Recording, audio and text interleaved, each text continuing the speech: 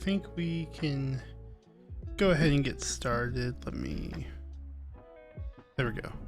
Get my mic in the right spot. Just there we go. All right.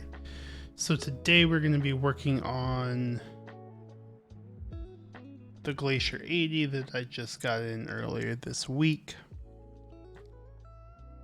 I have some different foam configurations that I would like to try with this keyboard. I think there's total about 8 configurations we're going to test. Thankfully we have a hot swap PCB, so we're not having to do solder every time. With this hot swap PCB, luckily the tolerances in the extra switch pins are pretty tight, so we should be able to do a plateless build still. I don't really want to have to use I think it's a PC plate that came with it, because ultimately the solder plate will be a plateless build anyways. And for foam configuration, even a plate can really make a difference in sound and feel. So with doing a hot swap with the plate, it's just going to throw it off. I do want to start with actually opening a few packages that I got in this morning. So this first one is a set of keycaps.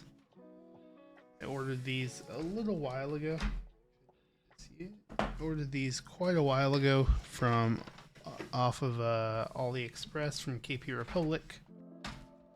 This is a full set of Dampening keycaps. It's an all-in-one kit. I did take a quick look at them earlier. I do like their quality so far, but this whole set came in at about $120. And they're cherry ABS keycaps, so they're comparable to GMK. So the first thing the all-in-one kit comes with is just their normal double shot alphas. It's gonna be hard to see on ThicThock because of the light. Then we have, what I like a lot about these is these triple shot alphas. So those sub legends have a different color than the rest, and they are triple shot, so they're gonna wear slowly, just like a double shot would. So I think that's really nice. It's something even GMK doesn't do at the moment with sub legends.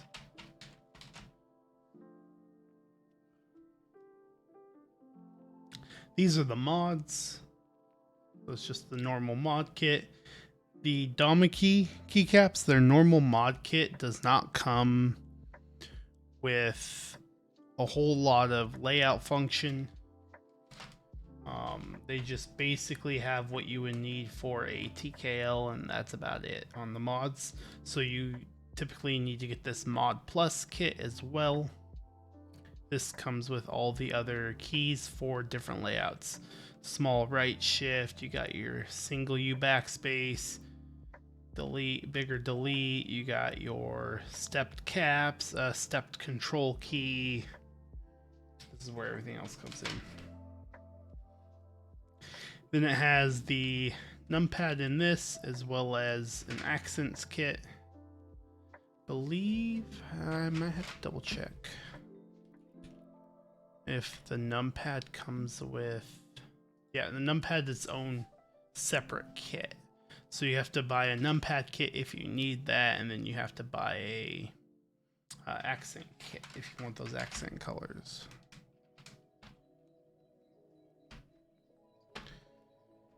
And then finally, in this separate box here, I don't know why it comes in its own little box, but you got all the space bars. Now their Spacebar kit's kind of unique. Not too many keycaps that will do this, especially GMK. It has a 6U spacebar.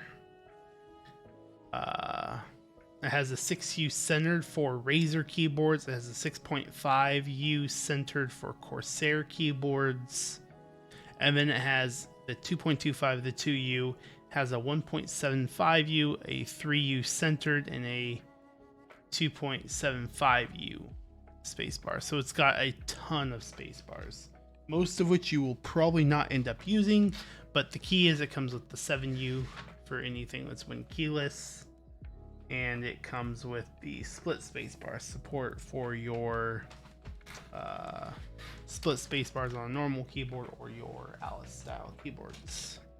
So yeah, this is the DMK set. We're actually going to be going in and using this on the board today for testing because I'm really curious to see how it looks on the Navy board.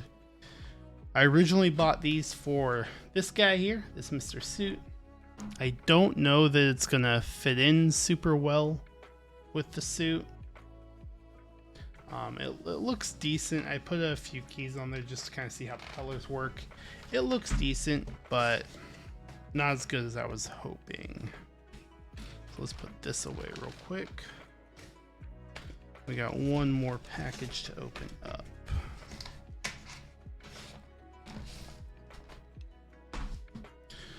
Let me open up Discord real quick.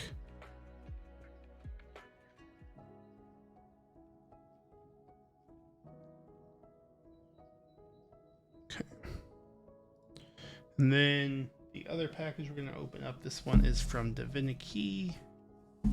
I'm still waiting on one more package from DMK before I can work on these switches. But let's go ahead and pop this guy open.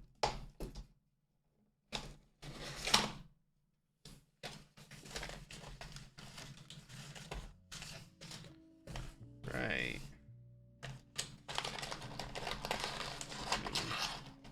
Get in here to the packing slip and remove the packing slip real quick. Yep. Don't want to show off my address or anything. So the first thing we got is some J-Wick blacks, and we have Cherry Hyperglide blacks. See, these ones are, they look the same, so it's going to be hard to tell which is which, but yeah, that's what we got out of this package. We have the J-Wicks and the cherries. The Hyperglides are not actually going to be used standalone. They are going into a Franken switch along with these J-Wicks. They are going to be going towards some black cherry pies. The J-Wicks should be a suitable JWK bottom, and then these black cherry pies were the cheapest cherry switches you can get at the moment. For some reason, other cherry switches are going for a little more at the moment. Plus, I was able to just get the Hyperglides from DMK along with the J-Wicks. That was also a bonus. I also have stems on the way, and those are going to be going into the black cherry pies. We're not going to be using creams. We're going to be using the JX stems since they're comparable to creams, and they should give us a good feeling. I've tested it out with the cherry top, JX stem, and I think I used alpaca bottoms, and the J-Wick should be very similar to alpaca.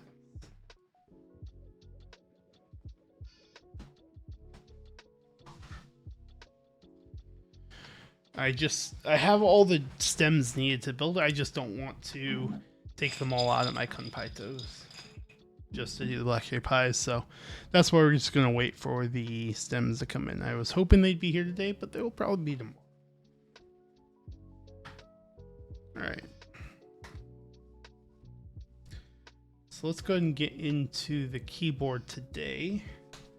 Go ahead and do an unboxing for this as well. So this is just the extra parts I ordered. We have a solder PCB in here and all the extra foams. I think the Artisan is in here as well. Yes, let's pull that out.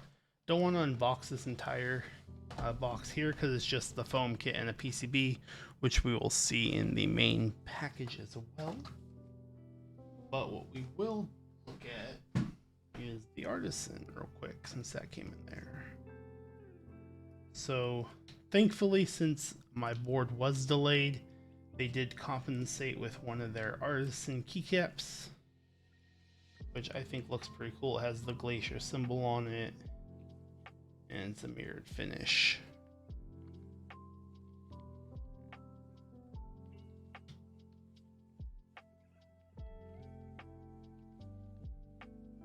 Definitely looks like a cool keycap. It's nice to have an artisan like this that goes with the build when you're doing an F13 keyboard such as this guy. So let's get the box. This thing's relatively heavy, so this box is a little heavy. The stainless steel weight on the back of this keyboard really helps to provide quite a bit of heft to it. Alright, so one thing I really liked about the box, let me put it back on real quick, was just the overall cut of it to make it fit with the Glacier theme. Just kind of a nice touch. They did it on both sides of the box, front and back. And of course, you got the Glacier branding on the top and some diagrams of the board. So when you get this guy open, they have this cardboard piece in here. It's basically just instructions on how to put everything together. It's a quick condensed version. There's no like full in-depth build guide on it, but it's not super necessary. Alright, so let's start digging into some of these pieces here. We just have a daughter board, since this does use just in, I believe it's just the AIO3 unified daughter board. It's pretty standard daughter board. We have the hot swap PCB for the aero cluster. This is separated from the main PCB, so this is the main hot swap PCB, so this is the rest of it. These two are separated so that this flexes independently of this. Provides a little more flex in this region, so if you look at this TKL, this region right here doesn't have a lot of flex to it, because when you push here, you're not pushing at the edge of the board, you're also pushing this down, so the flex and the gasketing is all in this area. So this part typically on TKL doesn't have a lot of flex, so they did a separated PCB in order to provide the aero cluster with some flex. They have an included plate for the hot swap board, since generally hot swap and plateless is not advised. With some switches, it works fine in this PCB since it's a relatively good tolerances on the extra switch pins or switch holes, but it does depend on the switch. I tried with Kinetic Labs Huskies, those just fell right out of the PCB. They won't even stay in. The Konpeitous, I could barely get them out because the two extra plastic legs are a little thicker on this guy, on those guys, so they're able to stay in a lot better. So then we have just some of the hardware, screws, feet, etc. I think there's a little screwdriver in here, or it's just a little Allen wrench, it looks like. Then we have some foam. This foam is for the aero cluster. Since it has a separate PCB, separate plate, has its own little separate foam, so it keeps everything separate. This also, I believe, has the foam for the spacebar in it. And then I think it has PE foam, has a 2mm pour on, and then the 3.5mm guy is here. Also, I believe has the 1.5. If you're not using the plate, I think you're supposed to use, I think theoretically you're supposed to use the 1.5, because typically your plate's 1.5mm thick. And with the 1.5mm without the plate, you get the 1.5mm foam to basically have the same thickness as if you had the plate without the hard material. How's it going, Creamy? How are you doing today? We are currently just unboxing the Glacier80 before we start doing any building to it. Now, funny enough, we already looked at one package that had a daughter board. This guy here's got a daughter board, and then we have another daughter board here. They look identical. This one almost looks a little smaller. Other than that, they look identical. No, they should be identical. So I don't know why the main box came with 2 daughter boards. We'll try one of them when we do the build and see if it works. Or if it fits in the space the same. I'm doing good. I'm doing good. Then we have this little connector in here. This white cord with the blue ends. That is to connect the 2 PCB parts together. Then we just got some more foam. This is for the main part of the keyboard where the alphas and mods are. It should be the case foam. So we have like 2 different sheets of case foam. Actually, no, this is the PCB foam. So this foam goes under the PCB. It has a little switch cutouts and hot swap socket cutouts, and then it has the PE foam for the main kit. The case foam is this guy here. So this will go on the bottom of the case. It is 2 different pieces, a 1mm and a 2mm thick piece. You can either use one or both of them. So you use 1mm, you can use 2mm, or you can use all 3mm. Just depends on what kind of sound you're looking for. That's why they broke it up. And then last piece of foam is we have the plate foam. So we have the 3.5mm and the 1.5mm foams. Again, the 3.5mm will be typically the one you use. If you're going plateless, you can add the 1.5mm to give you the same thickness as if you had a plate, but we're not going to be using that. And then under this is the board. So then this is the Glacier80 board. This is the navy color. It's a very dark color. A lot of photos of it and a lot of pictures of it make it look anywhere from a dark gray to a black color. I have some really bright lighting on right now so that we can try and get that true navy color out of it. It looks like it's coming out pretty good on the stream. And then on the back is a mirrored stainless steel weight with that Glacier symbol in the middle. I still have the protective foam over it, so all those spots you see is just the protective foam. We will most likely leave that protective foam on throughout the entirety of today's stream, just because there's no need to take it off since we're just doing some foam configuration testing. Let me start throwing some of this back into the box because we're just gonna start with stabilizers and the PCB at the moment, so we won't need all of this. Do want to leave that guy out as we're gonna check out daughter boards, which one, if they're the same or if they're a little different sizing. Because now that I look at it, one of them does look a little smaller. Don't need the plate, and there's the 2 PCBs. All right.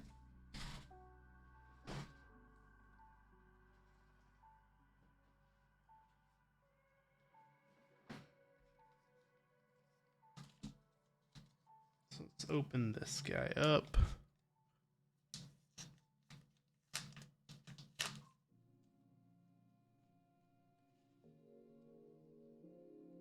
I think the daughter board I used for testing the PCBs was this guy.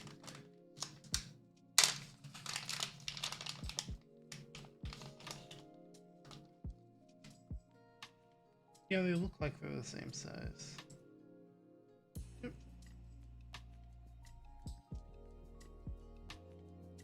They're identical. So we have an extra daughter board, which is kind of nice, just in case one of them goes bad, because that means I have 3 in total.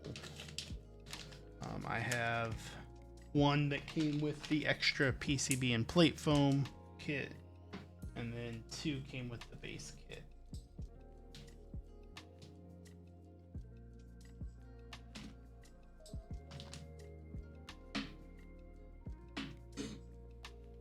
Let's move this. We don't need to have this knife still out.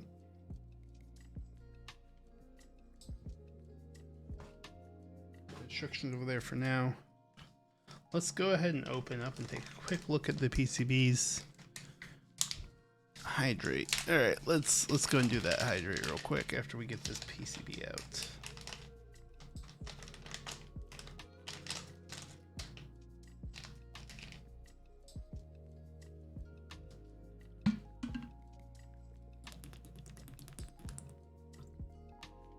All right.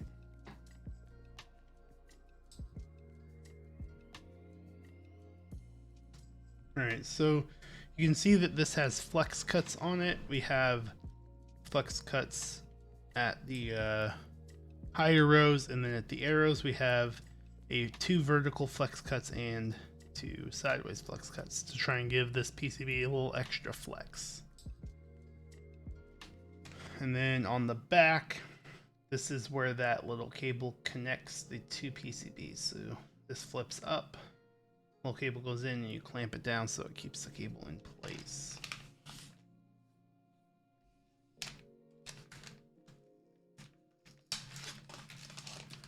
And we'll grab the hot swap PCB real quick. For stabilizers today, we're just going to use some cherry clip-ins. I don't feel like dealing with screwing in stabilizers today, so we're just going to do some clip-ins. And again, we got a bunch of horizontal flex cuts in this PCB. All in order to give this guy as much flex as possible. Which, thankfully, because of all the case foam that's included, you pretty much customize the amount of flex you have on the board just by how much case foam you put in. The more case foam, the sooner your PCB is going to hit that case foam, and the less it's going to flex. If you use no case foam, you're going to get the maximum amount of flex. And again, on the back, we have where the JST plugs into, and then we have, again, the connector for the cable between the aero cluster and the normal PCB. The only unfortunate thing about doing things like this is you give your PCB another point of failure. Thankfully, this is just a small piece, and it's not going to have a lot of strain on it like your JST connectors can sometimes have, since this is just a thin, short cable that's going between this guy and that guy. So, it is an interesting design, and I do really like that they went with this. Then again, as I mentioned, the Konpeitous actually fit into this guy really, really well.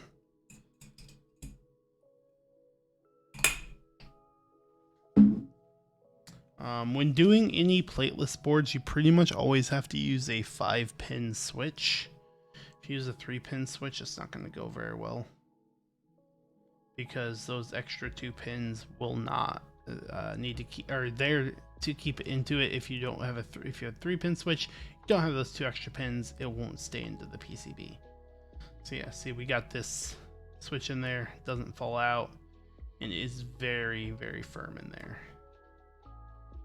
It's actually kind of a pain for me to even pull it out of the PCB, so.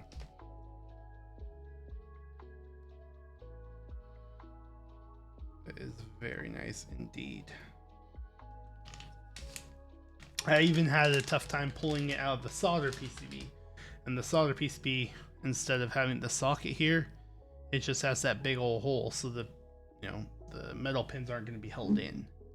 It's only the plastic pins doing the holding in, and that didn't even fall out of the solder. So definitely going to be doable, at least for testing. It's definitely going to be doable for the hot swap playlists.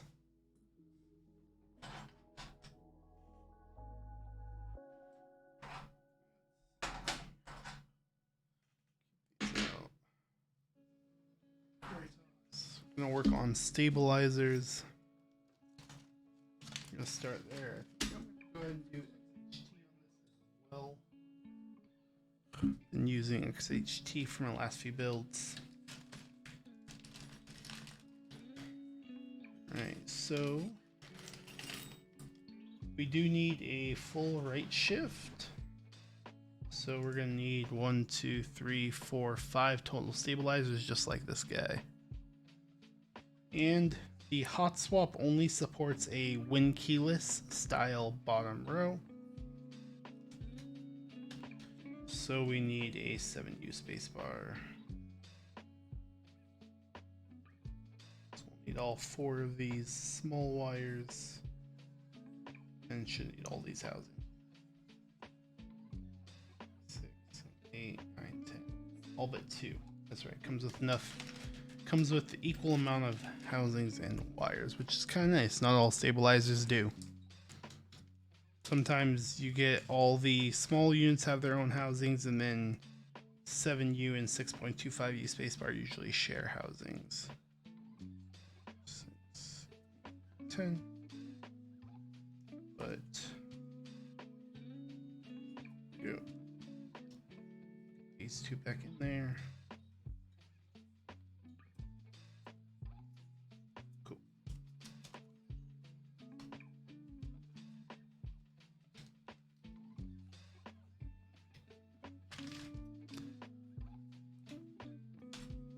We can leave this out over here. Get some more water. Relatively thirsty today.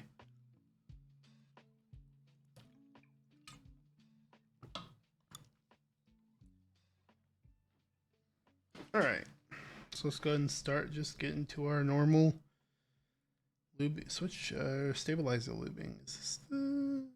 Yes, this is the guy I was using for the XHTBZ. I like to keep the brushes for my 205 grade 0 and my Tribosis separate from my XHTBZ brush.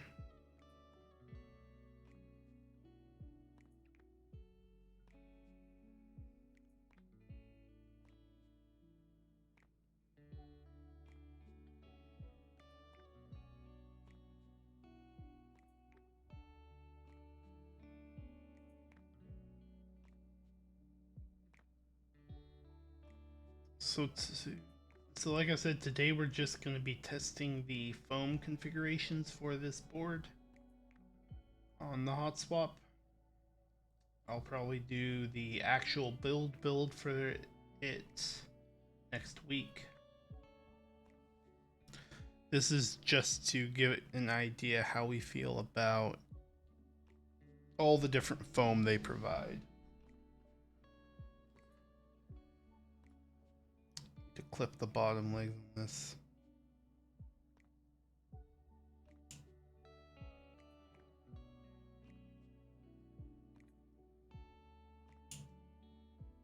Totally forgot these need clipped.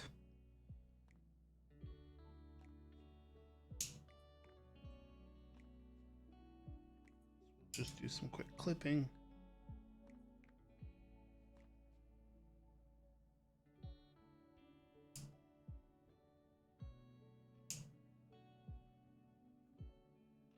And then tomorrow's the ThicThock build stream again. This will be my second time doing it. The first one went really well. And so far this one looks like it's going to go really well. I'm liking the parts that are being chosen. The only thing that's not going to have a pull is the keycaps, because I have a specific set I plan to use for that build.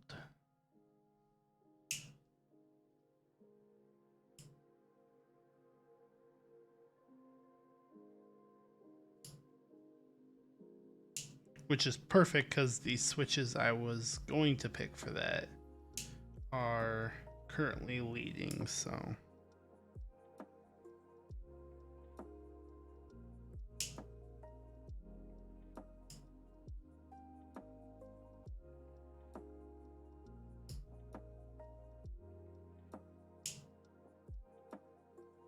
All right, there we go. All flipped.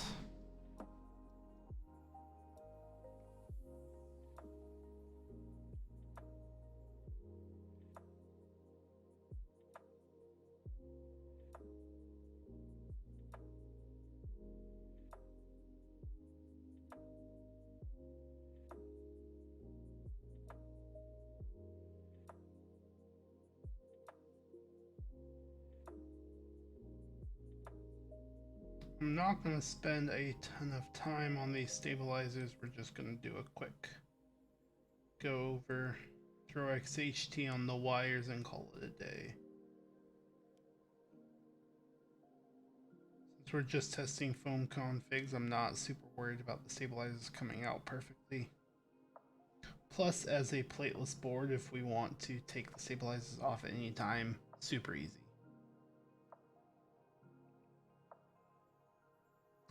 Need to buy yourself some new switches, some more switches. There's always more switches to buy. Just like there's always more keyboards, there's infinitely more, always more switches.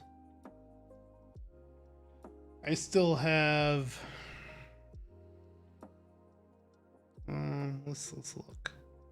How many switches do I still have on my to buy list?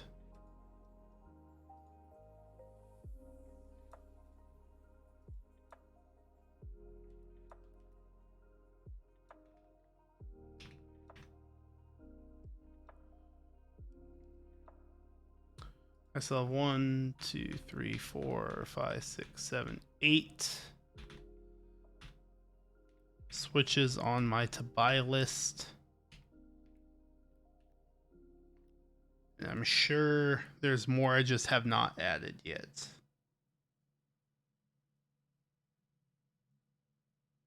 I can think of at least 3 I haven't added to this list yet. That's not including the fact I just bought 1, 2, 3, 4, 5 sets of switches as well.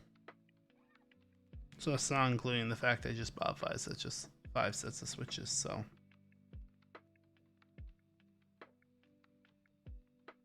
I guess 4 sets of switches and some stems.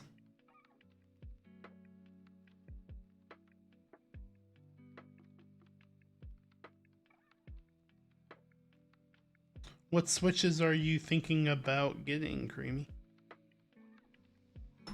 Anything specific that piques your interest? Let me trim this real quick.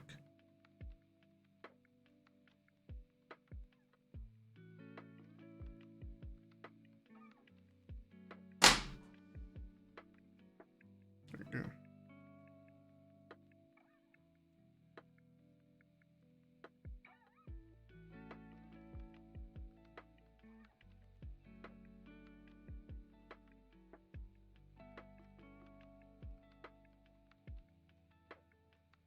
Hyperglide browns.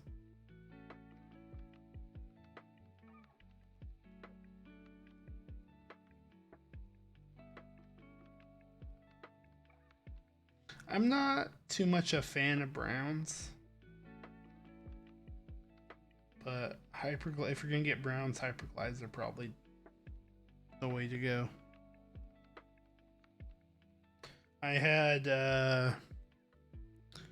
had browns in, these were, yeah, cherry browns in a Ducky 1-2 mini. I had that thing. And I was not a huge fan of the browns. They were all right.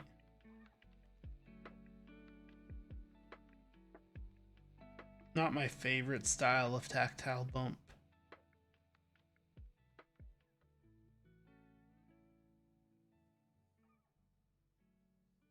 Creams are always nice. I myself have bought in quite a few creams.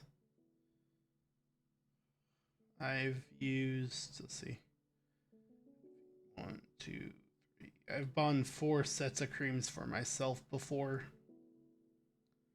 Put some in a board, sold that board.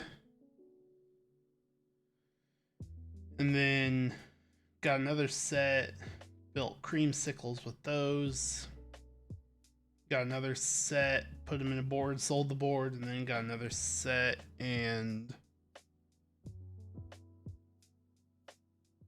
I still haven't used that set yet. I still have a set of creams chilling in my Switch collection.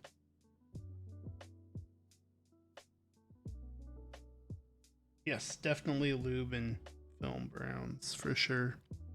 I mean, that could have been part of the issue with, you know, the browns I had with the Ducky. Those were soldered in, so they were not lubed and filmed.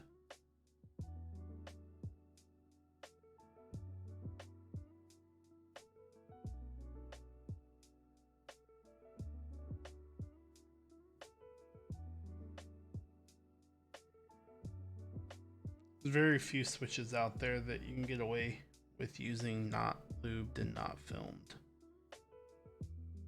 Hey AC, how's it going? How are you doing today?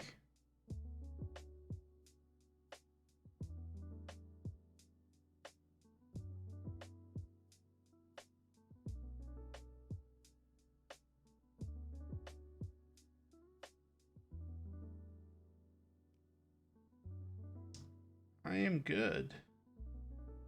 I am doing pretty good. Just getting we're doing a hot swap build today, and we're going to be testing a bunch of foam configurations. Super excited this board's finally here. I've been waiting for quite a while for it. So that's exciting me a lot. So it's really nice to have.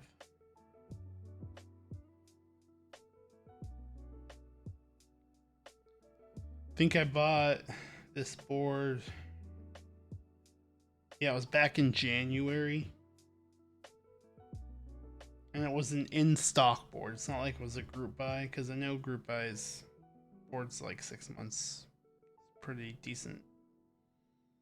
4 to 6 months is a pretty decent time on a group buy. But this was an in-stock board. And for some reason,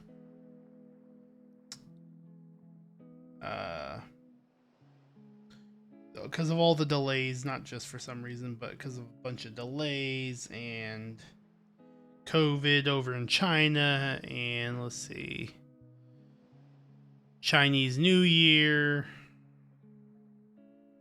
some quality control issues, just everything on some of these boards that the in-stock boards took about 3 months to ship out. Probably because my head was tilted down. Let me move the mic down just a little bit, so that way if I tilt my head down, you can still hear me.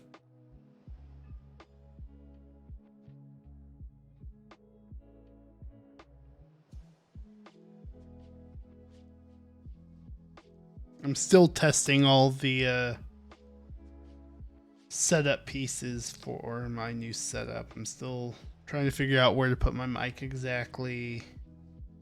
Now that I'm able to get it mounted to my desk in a better spot, it's like I need to, fine tune where my microphone is, how loud my microphone should be for my environment, all that good stuff.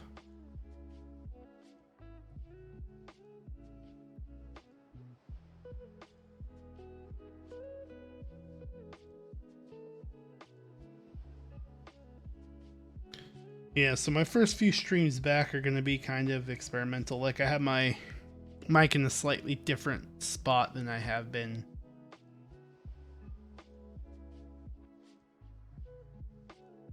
At my old setup, the way I had it, where I had it mounted to my desk, I had to like extend it all the way just to get to where I was sitting, and because my setup, like my monitor stuff, were shifted more to the right, I had to have everything like the mic arm extended fully, even just to reach me, all that.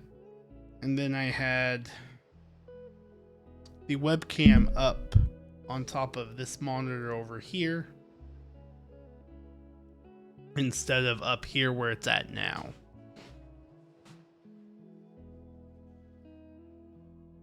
So my mic arm had to stay low to not block the camera too much. But now with my camera up here, I can have the mic arm high. Just lots of configuring that still needs to be figured out. Minor things, nothing big.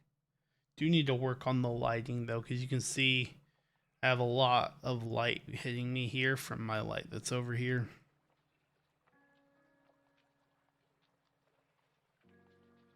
So I think I need to look at some lights I can clip to my desk or clip onto my monitor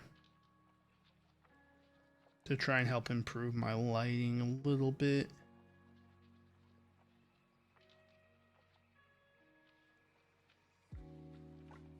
Because in my old apartment, I had windows right behind my desk.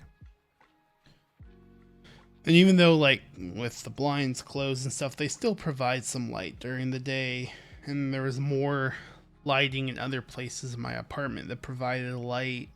So I didn't necessarily have to have the lamp that was on so high in order to get some decent lighting on the work area.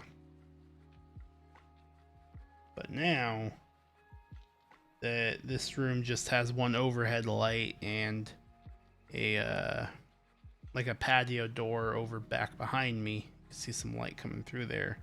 There's less light being provided to my desk from outside sources. So now I have to really pay attention to my lighting and figure out some better solutions.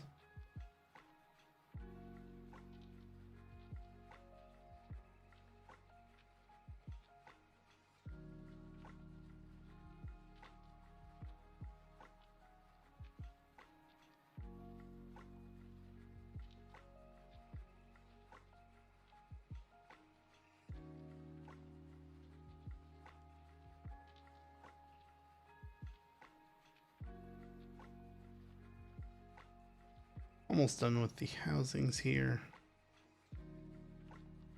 The wires are going to go quicker than they usually do because I'm going to be less precise, as I mentioned. Just going to try and get these done relatively quickly. We do have a lot of foam configurations to test. It's a total of, I wrote them all the configurations down since there's 3 separate pieces of foam. I'm just going to do 8 configurations. But theoretically, we could get a lot more if we did different combinations of the case foam and different combinations of the plate foams we have. We could get upwards of probably 20 different configurations of foam. We're going to just stick to some basics with just the case foam as one entity, the plate foam as one entity, and the PE foam as one entity.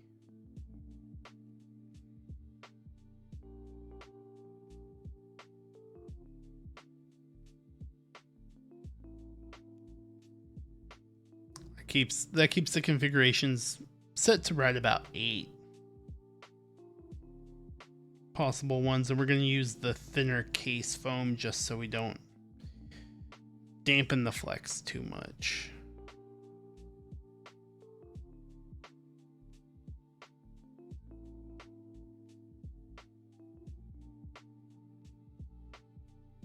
What'll be nice is if the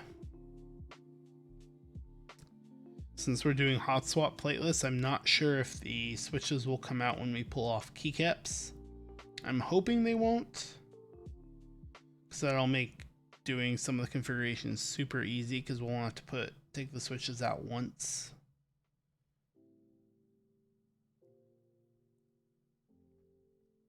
The order in which I'm going to do the configurations is just set up to minimize how many times I have to take the board apart and how many times I have to take the switches off.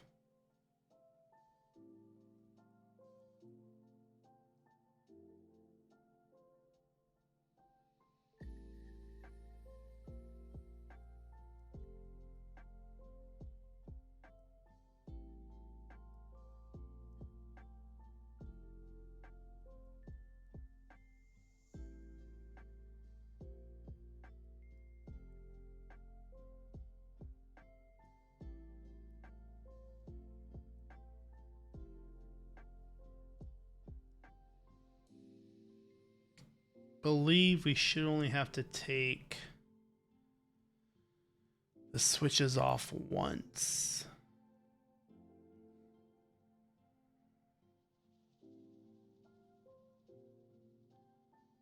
And that should be just to take out the PE foam. The plate foam we should be able to take out with all the switches in the board. I believe that'll come out without the switches coming off.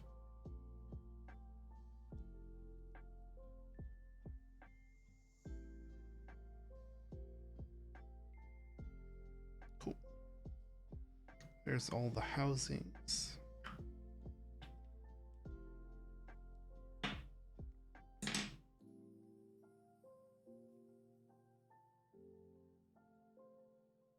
Yes, we used for the XHT last time.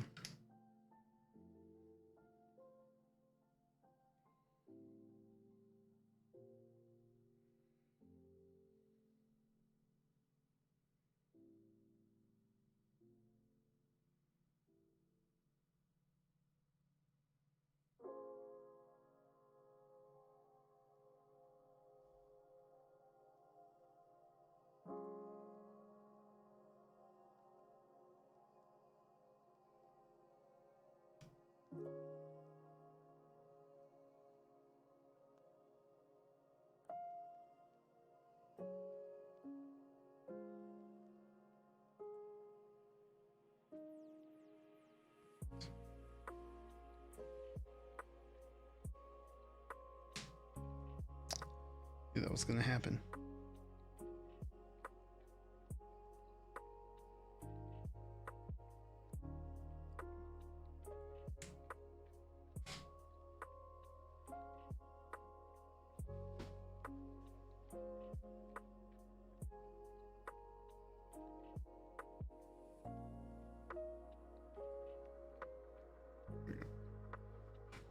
In cherry clip-ins, they're pretty basic stabilizers, so the wire hole in the slot for the stem are pretty large, like your standard stabilizers used to be. They don't have the smaller spaces like more modern stabilizers, TX, Stabies, Alstabs. Those ones have, so.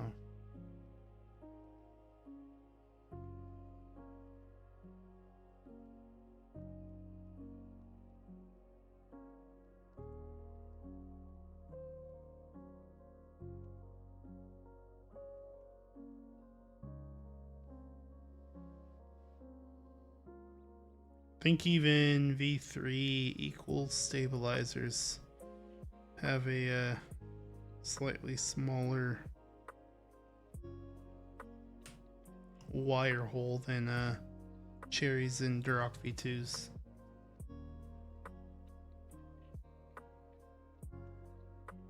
Don't think it's as good as TX stabilizers and Stabies, but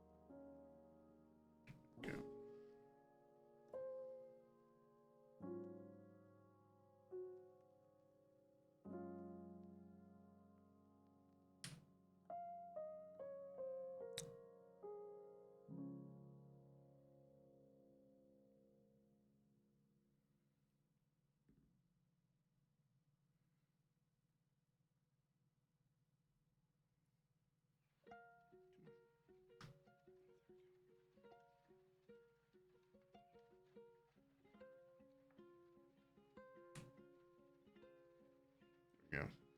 Originally missed the wire hole.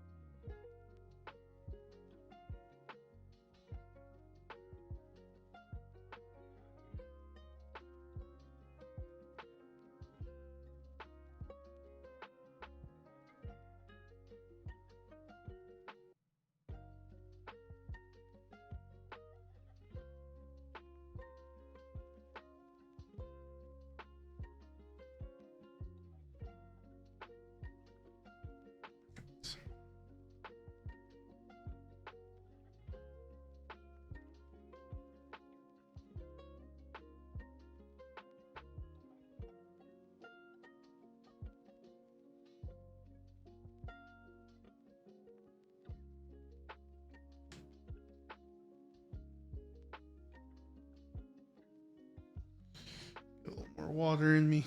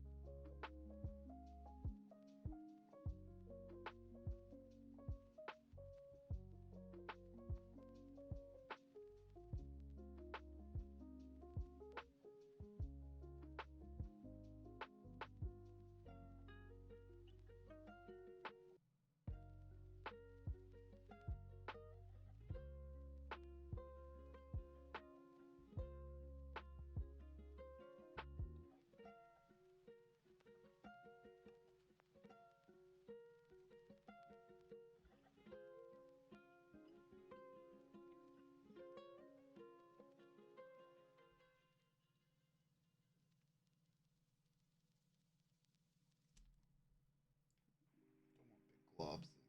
Maybe doing it quick, but I still don't want a big glob on here. There we go.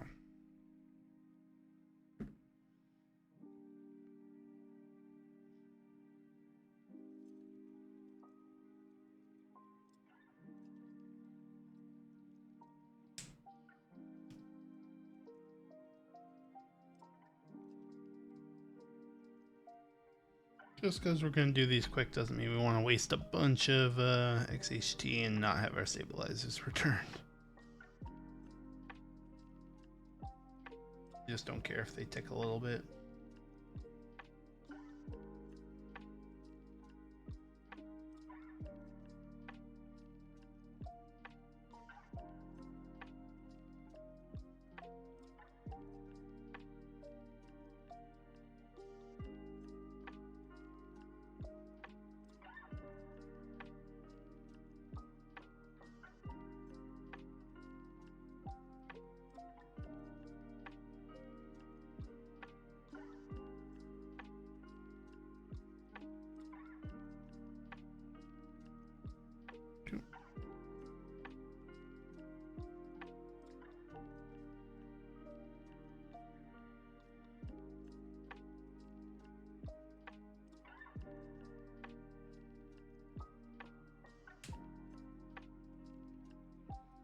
Two more to go. I always hate doing the 2-unit stabilizers because they're so short. Big hands don't like to hold them very well.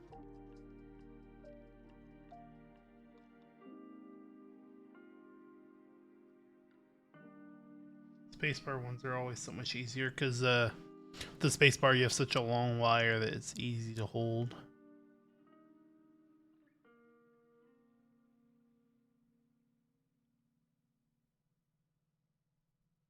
Always find the shorter wire more difficult to hold and maneuver.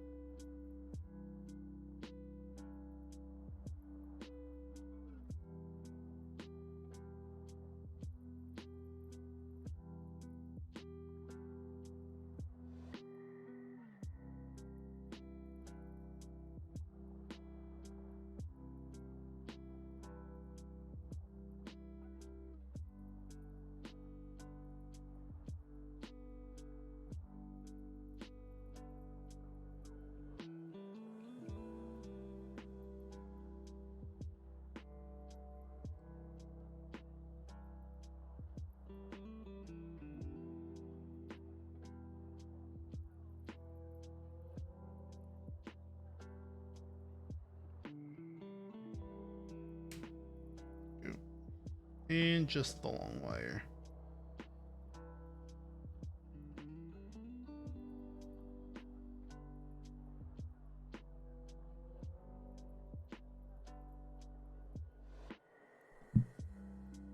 There we go. Move the microphone a little bit so it's not like directly in front of my face.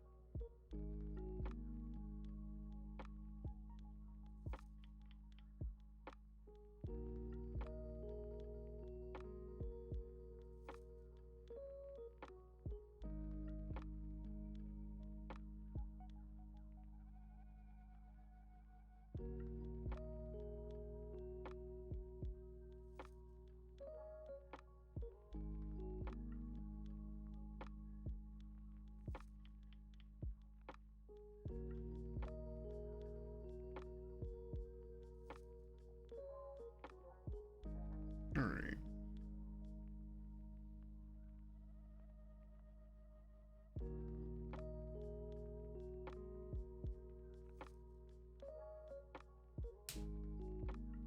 Let's go and put the stuff away. We don't need it.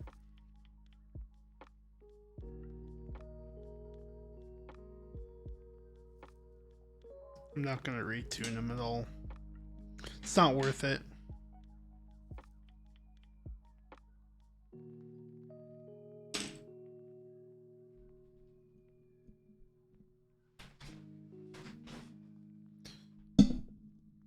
There we go.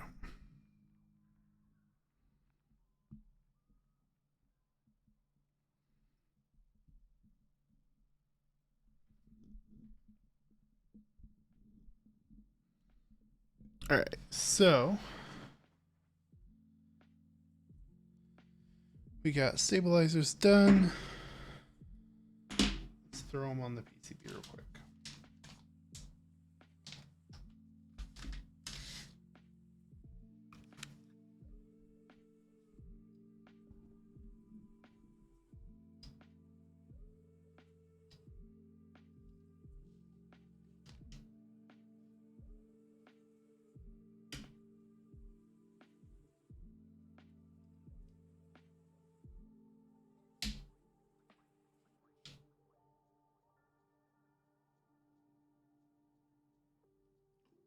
Flush. Actually, let's look.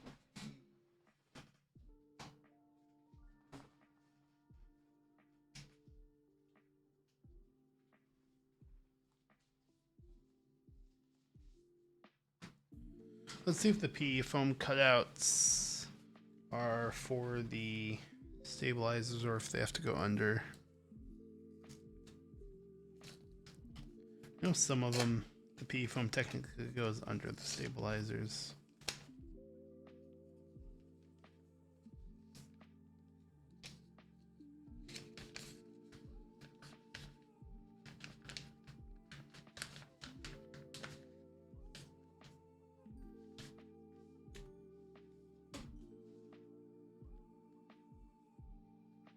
So this is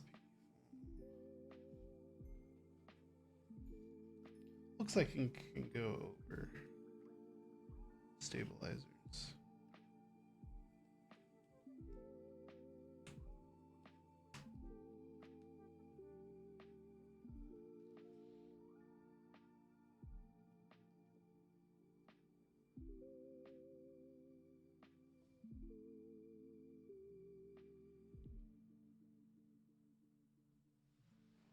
Yeah, it looks like it should be able to go over the stabilizer just fine.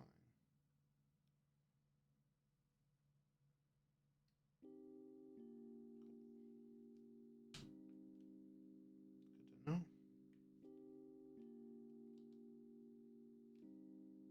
believe it was the Jelly Epoch PE foam that I noticed was basically the stabilizers had to go like over the foam.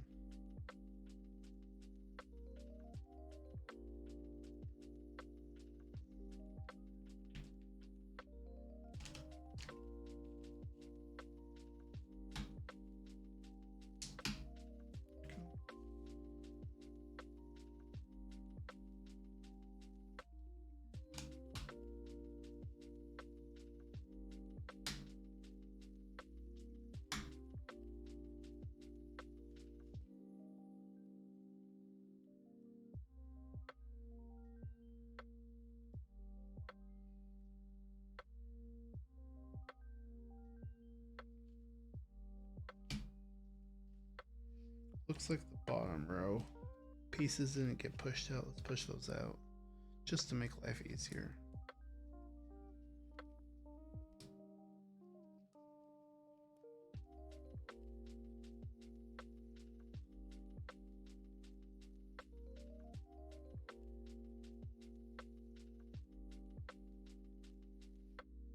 See a few spots that things didn't get pushed out of the PE foam. Just push all that out.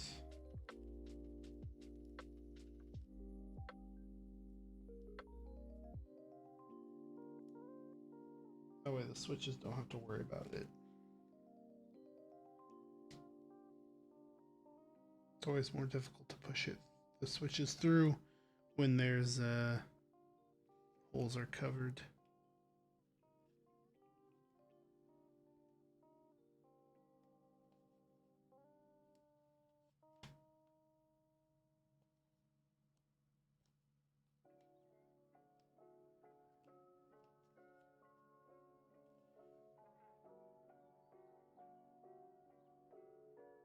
That should be good enough. Okay. Let's do our last stabilizer in.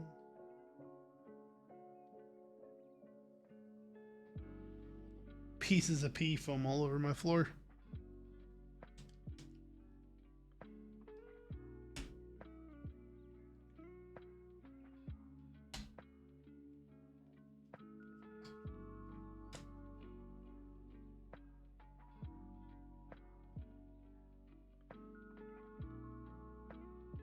Perfect.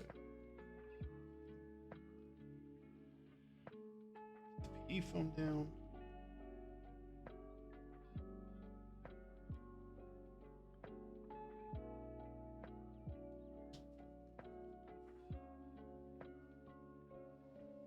We'll start getting switches in. Well, let's see if the plate foam goes over the switch is fine. If it does, we'll just throw the switches in and then put the plate foam on.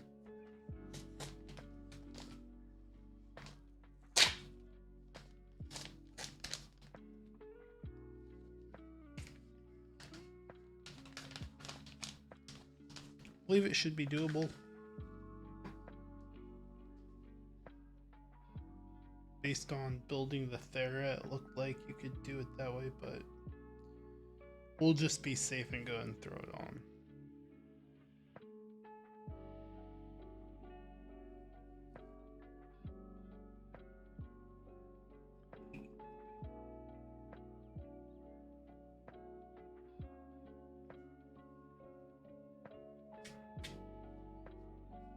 Some of those PE foam pieces away.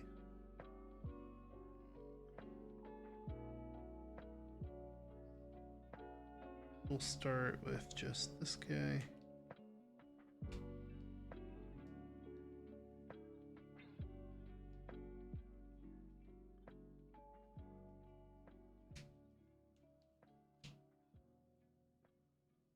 It doesn't have the upper parts. Doesn't have the hole for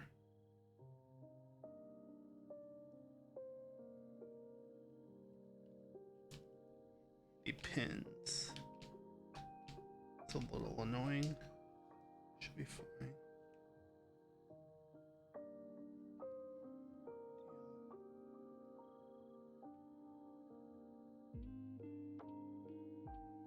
Just take a little more work to make sure we get the switches in all the way.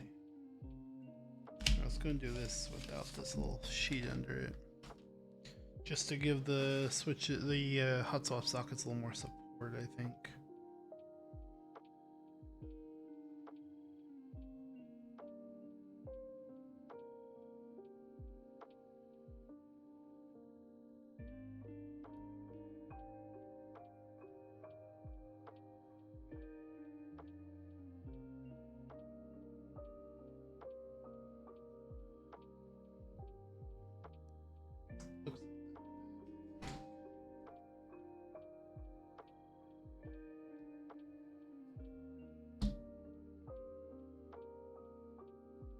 Bit of the tip of it bent.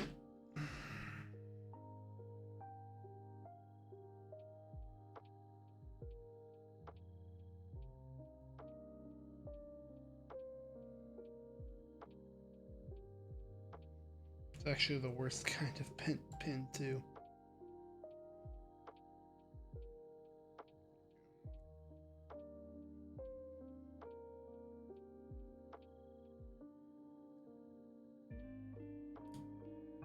At least in my book. If the very tip's bent, it's super hard to get unbent.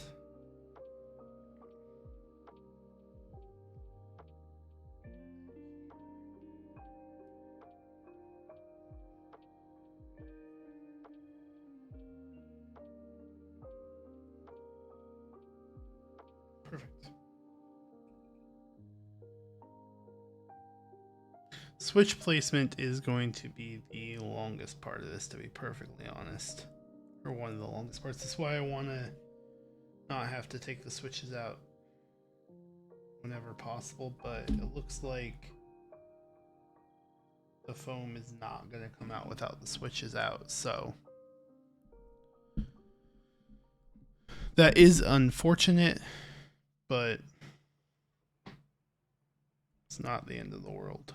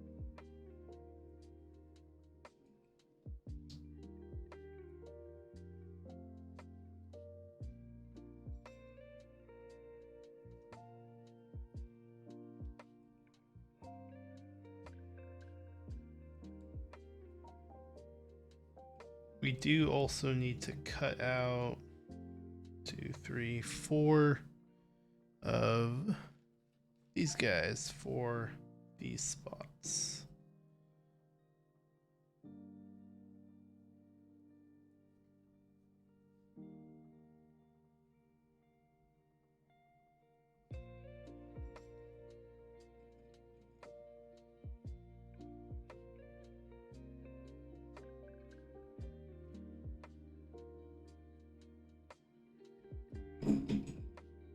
Let's just go ahead and dump out these now. We don't have to keep reaching into it. Don't have to keep reaching into the jar. That's just annoying.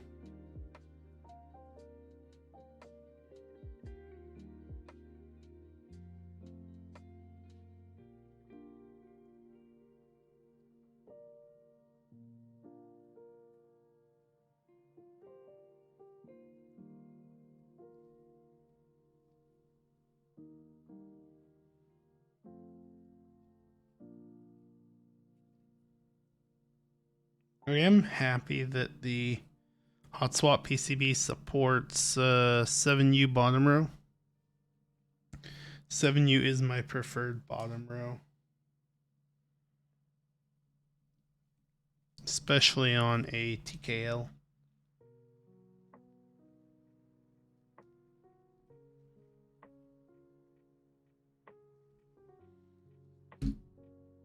I don't like having 4 keys right here, which if you do a 6.25 spacebar on a TKL, you have to have the 4 bottom row mod keys over there, which I'm not really a fan of, honestly.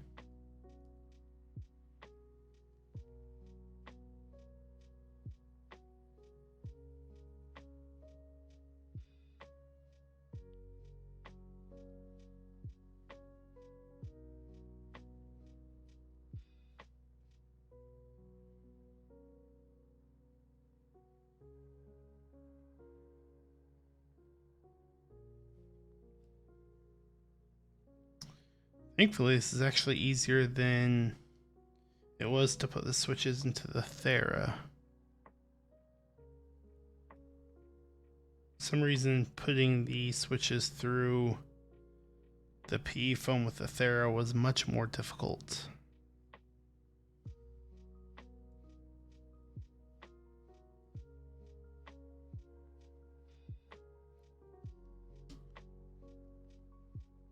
With this guy, it's actually relatively easy to get them in there. Which is funny because when I built the Thera, that was a solder PCB and this is hot swap. And typically, it's much easier to bend pins when doing hot swap than solder. But I bent quite a few pins on the Thera.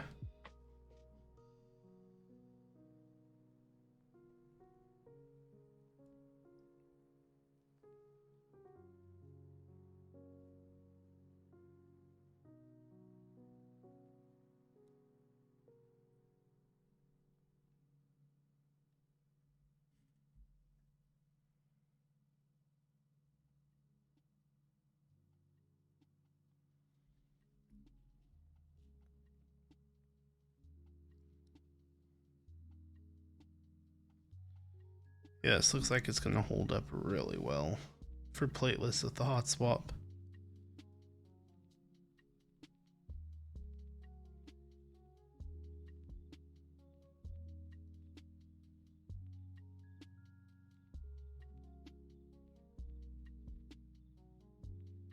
That one wants to be difficult. There we go.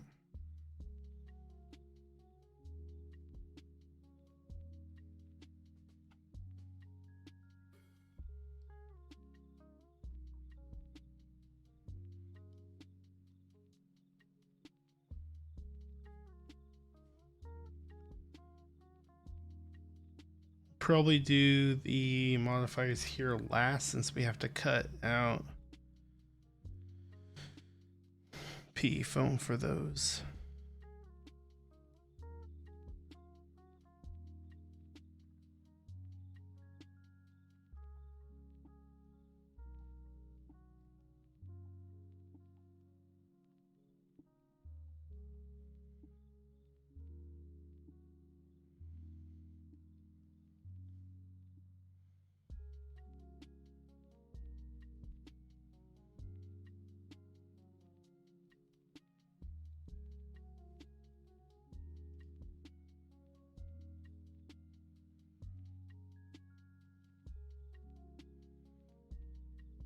Unfortunately, we are going to have to take the case apart every time we change foam configurations,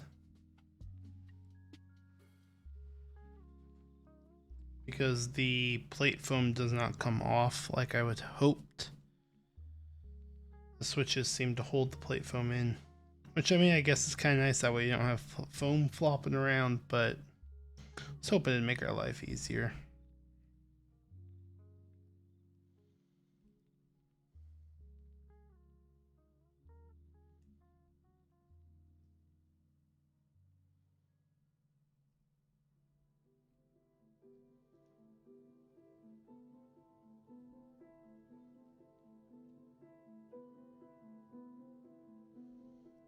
I probably will see how easy the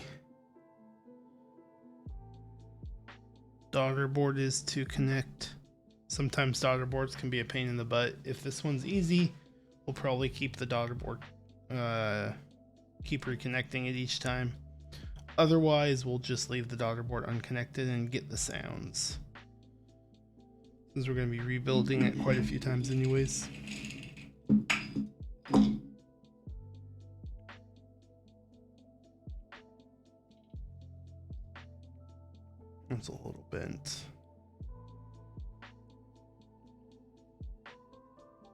I guess a little curved, not bent, but slight difference. The curved still goes into a thing fine. It's just with this one, it's going to be a little more difficult. So.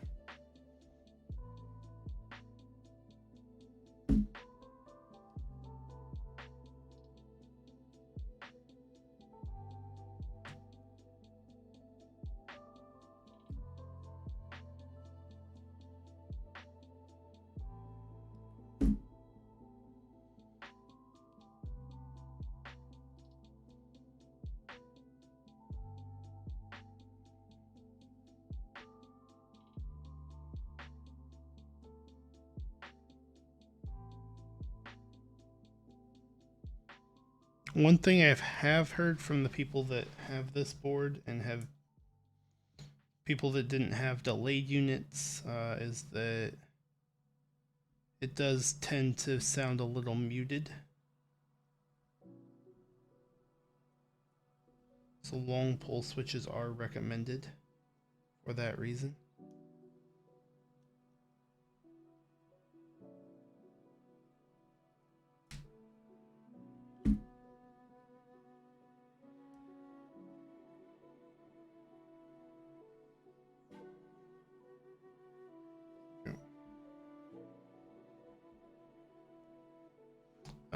Konpeitous are a long pole switch, but they are a quieter long pole switch. When I use them on, I believe I used them on the mode 65, I didn't hear a lot of sound coming from a lot of bottom out like you do on other longer pole switches.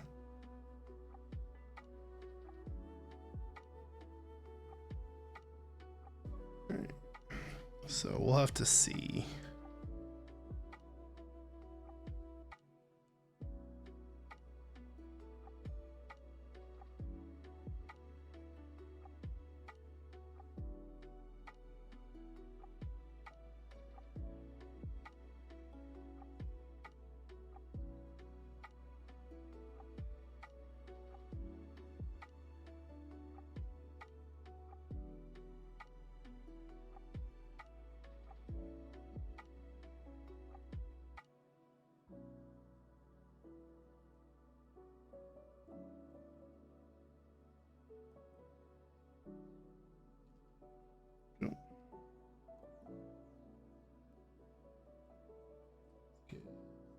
Let's trim some of these, make life a little easier.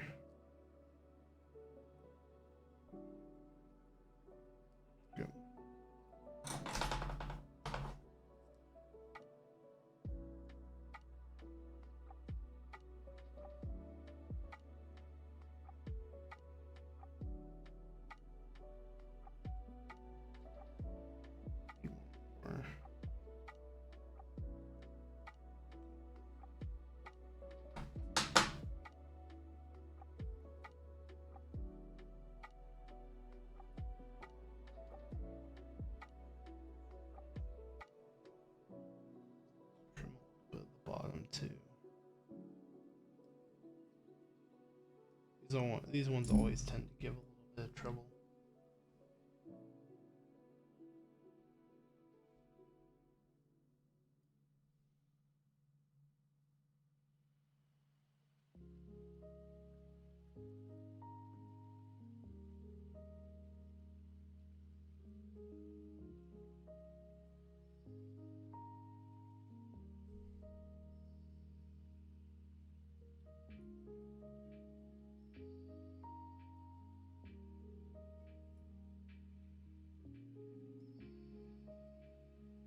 Makes sense for them to have the spacebar one cut, but the other ones are a little annoying.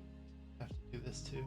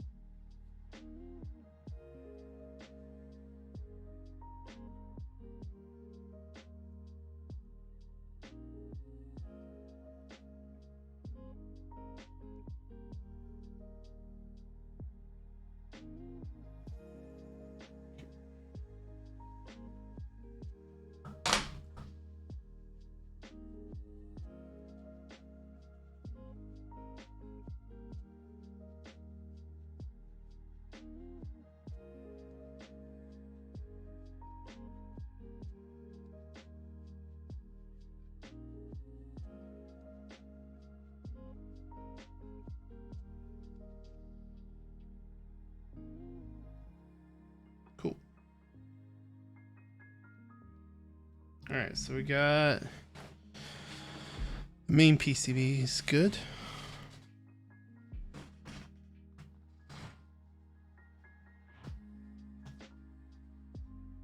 Let's see, it should be, this package should have the spacebar foam. Make sure we include that.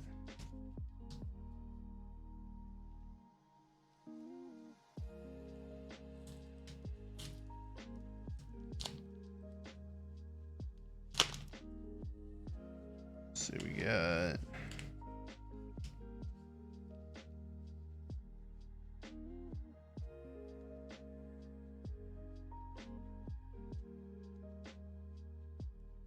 spacebar foam.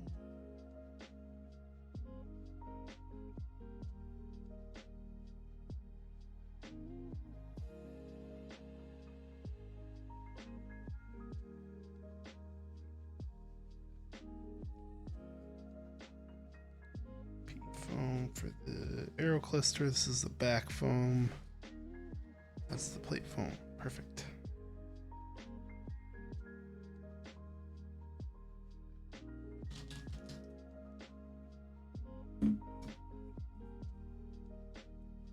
Grab a few more switches here.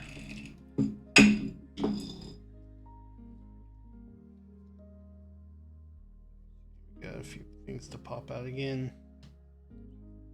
Take care of that before we get this put on there.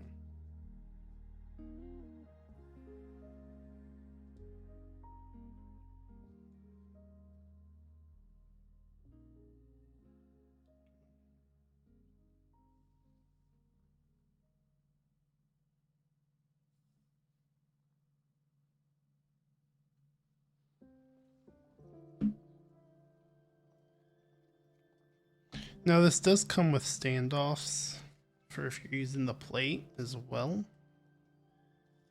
But since we're not using the plate, there's no need to use the standoffs. No need to bring those into it since we're not using the plate.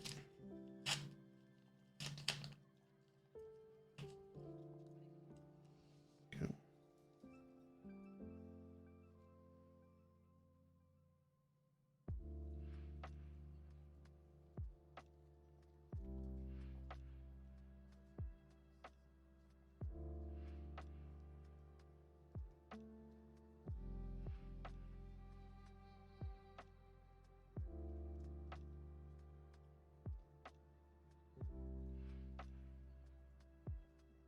Switches put in there and try and get the foam situated correctly. The only annoying part about this one, there's no stabilizers to help hold the foam in. Go. Once we get a few switches in though, the rest should be easier.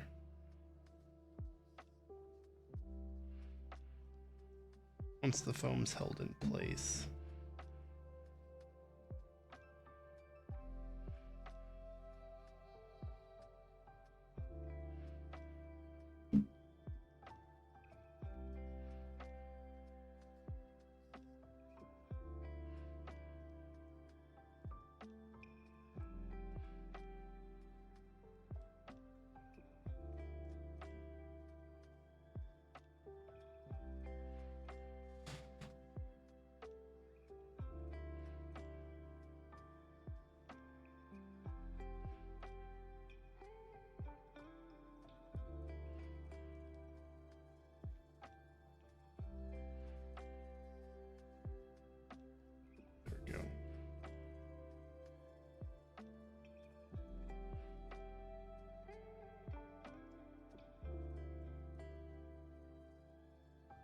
That one kept wanting to bend.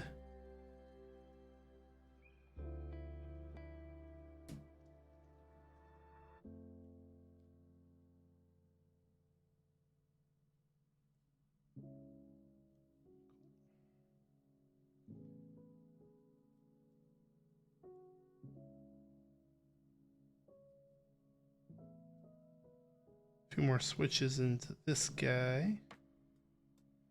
We will get to putting the case together, I believe would be the next step.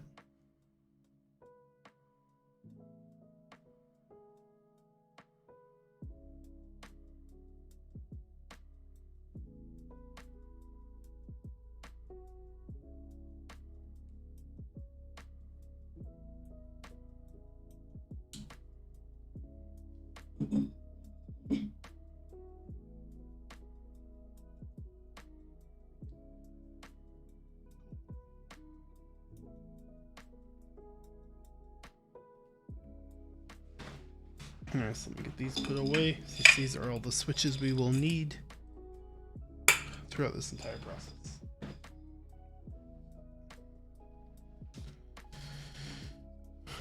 Alright, so we have these two PCBs we can just set aside for now. Let's go ahead and get the case out, and we'll get the gaskets installed.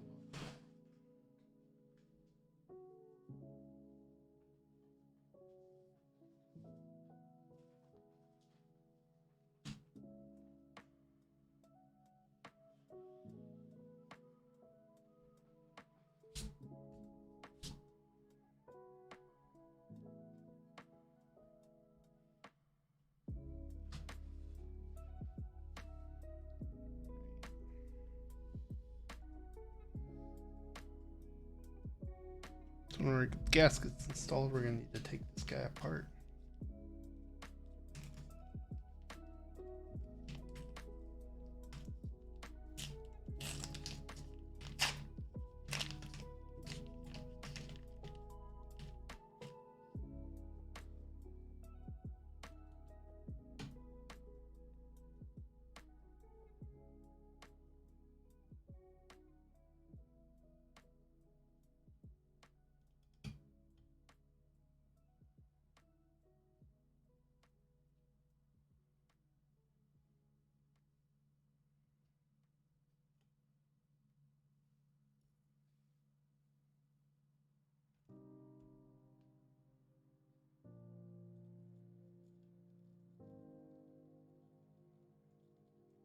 One mod that I'm thankful we actually don't need to do for this is the force break mod.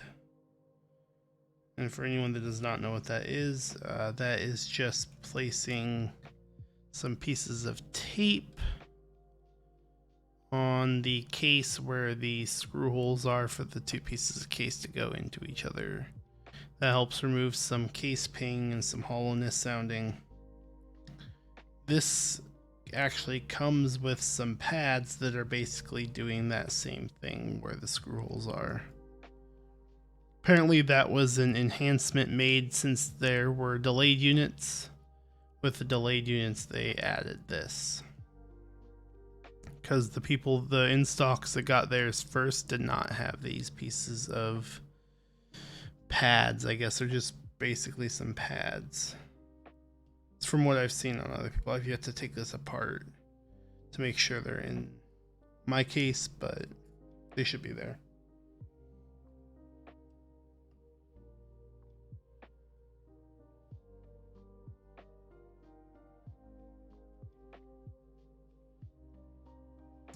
And the force break mod is something that's really nice to do, especially with this case, because this case can be a little pingy.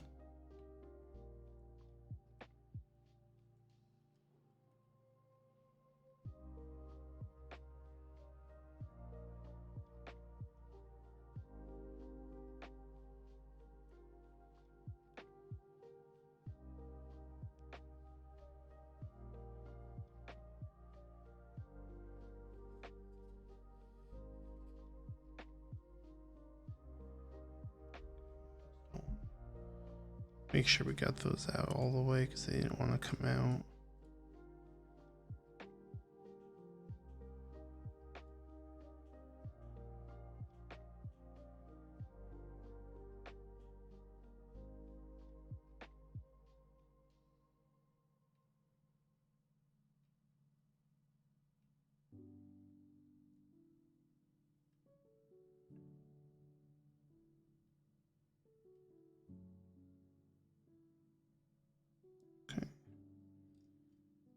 Last one.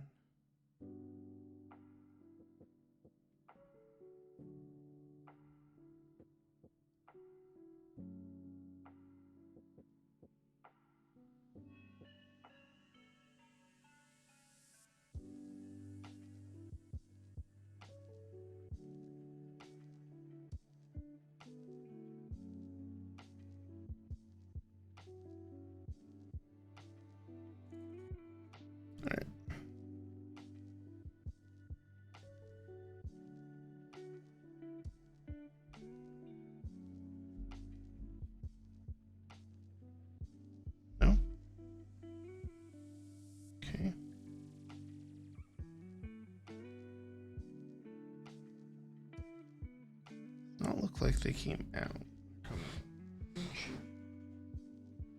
Let's see.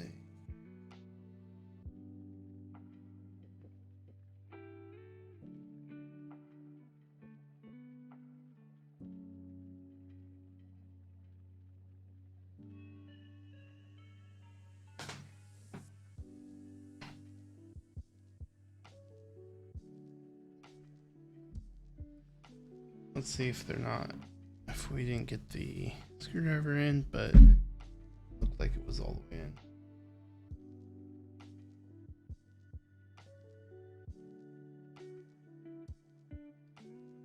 Can do a few more turns just to make sure we got them all the way, but those don't want to come out.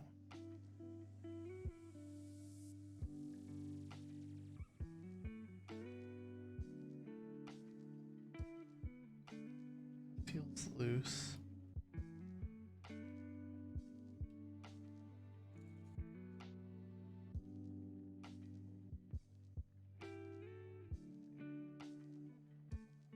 Are there extras in stock?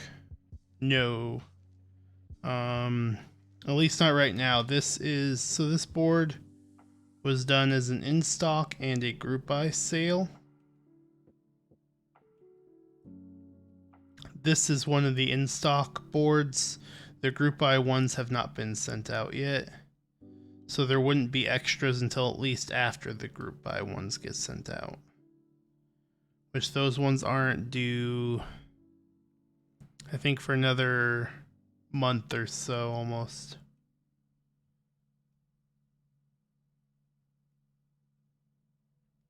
So there wouldn't be any extras of this in stock until after that.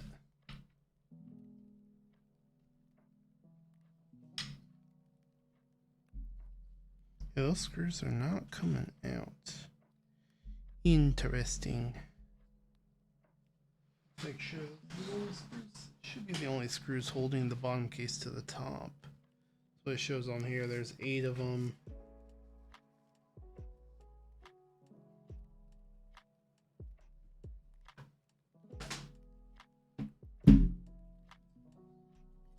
There we go. Just did not want to come loose.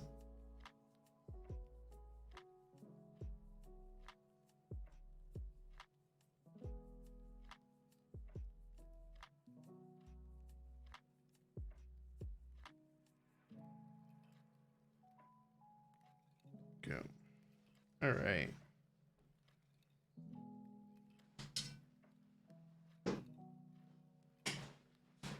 So now that we got that loose, let's grab our screws.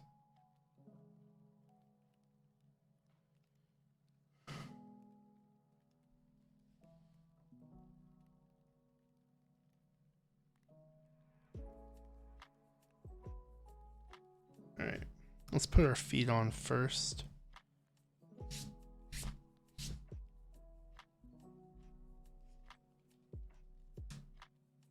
Those should be, I want to say they're probably in this bag. Should be this guy here, should be the feet. Those are gaskets. Got more screws. See, PCB, plate, columns, so standoffs.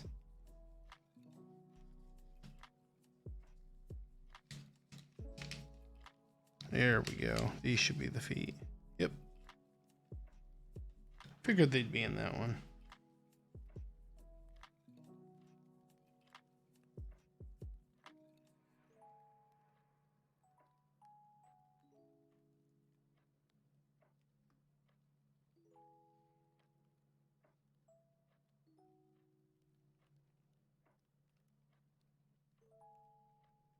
They're quite thick case feet too.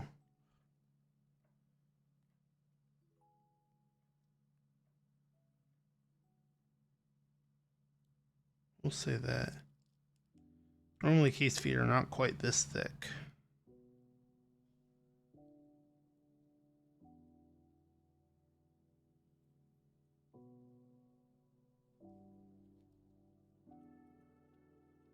Especially the longer ones like this. Longer ones like this are typically pretty thin.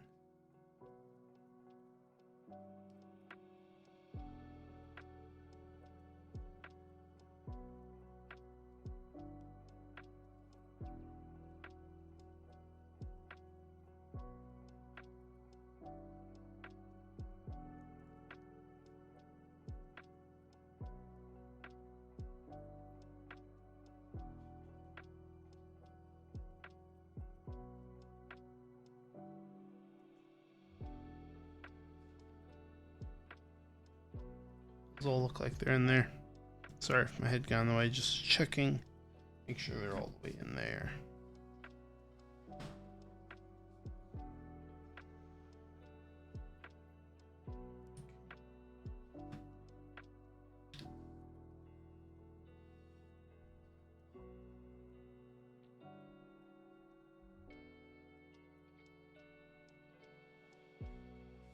Let's go ahead and get the daughter board put in.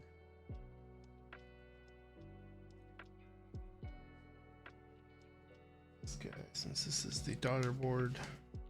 I think the other one had the screws for it though.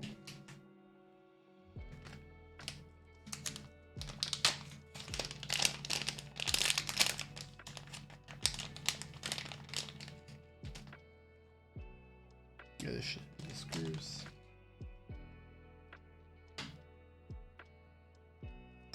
Don't think I have that tip out, so let's go and grab the bits for the wow stick.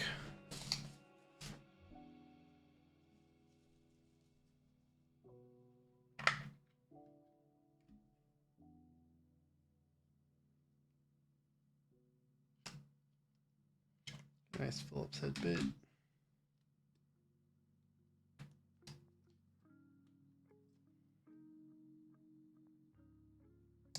Doesn't have to be super small, so we'll probably go with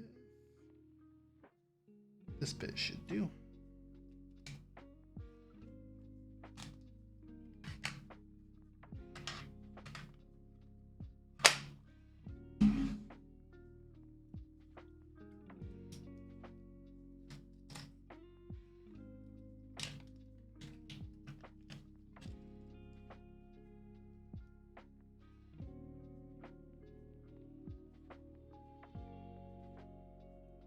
Yeah, that bit'll do nicely.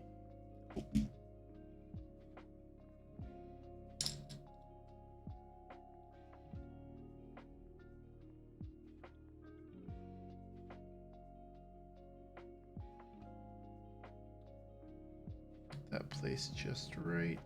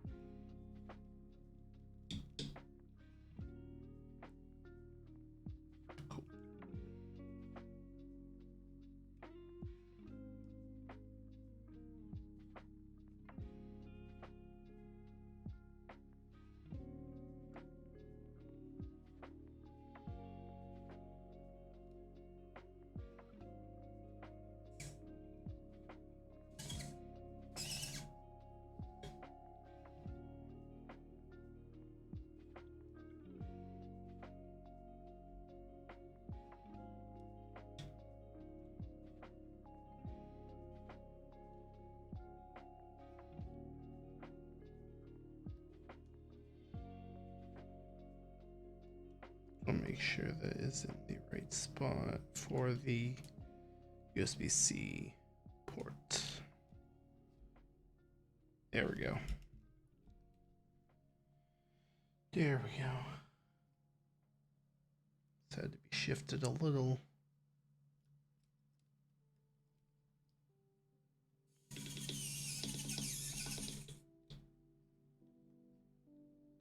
It's not the best bit for this, but it'll work.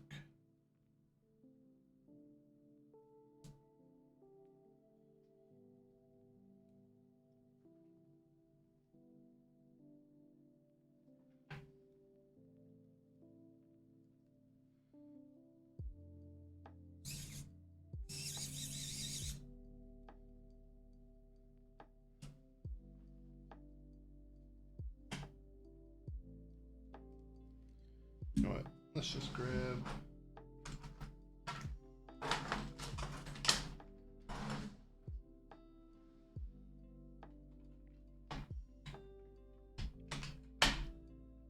might be too small. I think that's too small.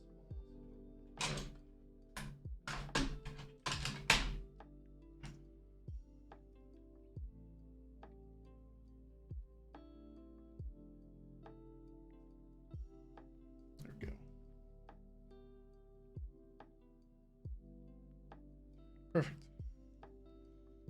Just keep this guy handy.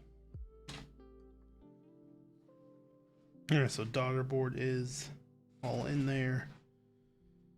Let's go ahead and get the gaskets on. Get 1, 2, 3, 4, 5, 6, 7, 8, 9, 10, 11 gaskets. This one looks wide enough for 2. Just get 1. Construction guide. It gets 2.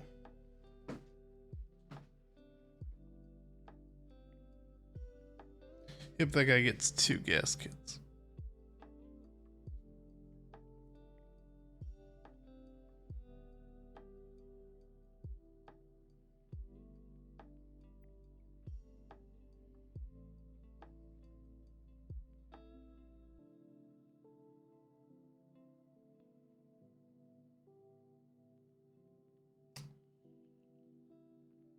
Not gonna lie, I don't miss keyboards not using these anymore. Not many keyboards use these pour-on gaskets like this anymore. At least some of the newer ones, gasket-mounted ones, have been going with a slightly different approach for the gaskets, which I really like because these things are a pain in the ass.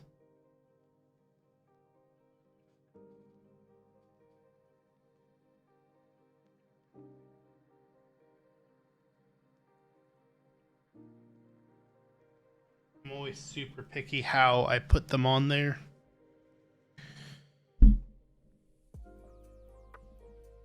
Which causes them to either not sit perfectly because I'm sitting there trying to make it perfect and it's not always possible.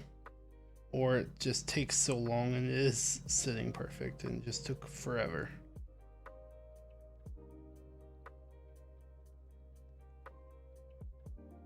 My biggest gripe with these is when they rip when you're trying to get them off the sticky sheet. That is my absolute biggest gripe with these types of gaskets.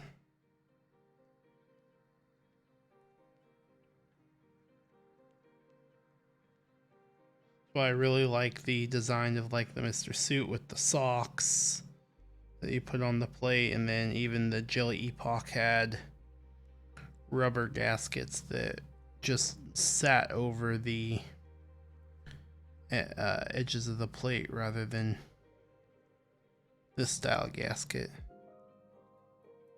Sticky pour on.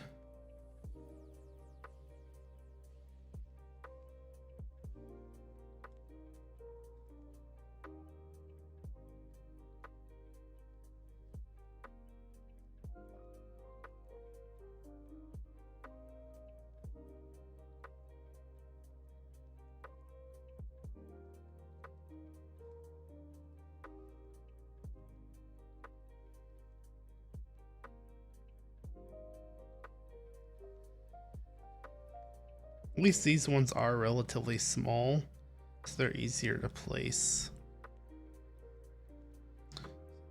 Other keyboards that I've seen use these, they're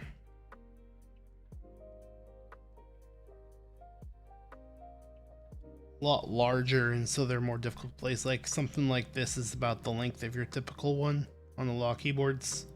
And this one, instead of doing them that size, they do smaller ones. And then for that one, they just do 2 instead of a single one. I get it. TKL arrow cluster. Nah, this is the alpha side. This is the cluster. That's why it's like that. Makes sense. That would make sense.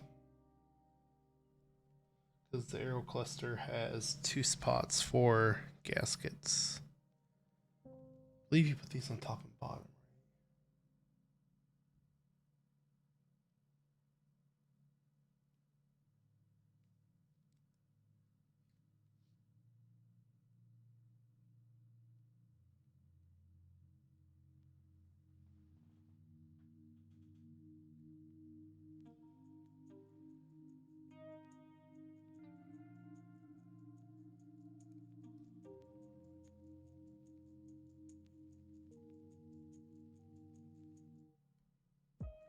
should go on top and bottom. I've never seen a gasket mount board, at least. I'm not saying it doesn't exist, but I haven't seen one that it didn't have gaskets on top and bottom case, so.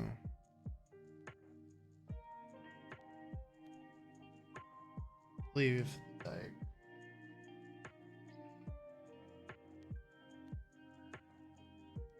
Yep.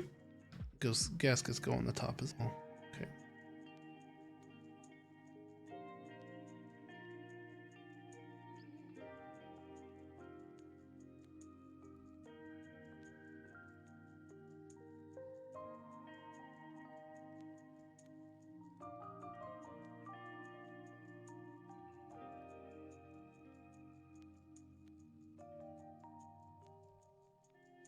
I do not know how many configs we're gonna get through today. I will say that we've been going 2 hours. Typically go for 3 hours, so means we got an hour left. Probably get through a few configs.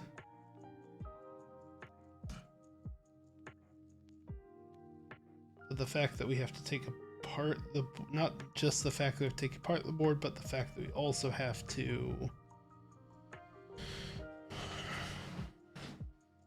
take out the switches to take out like the plate foam, kind of makes this take a little longer,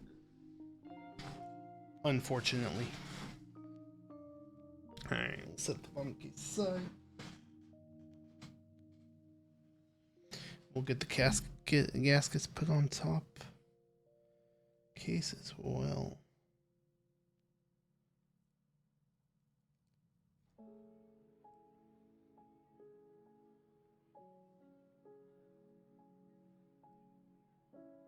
One thing I do like about the design of this board is the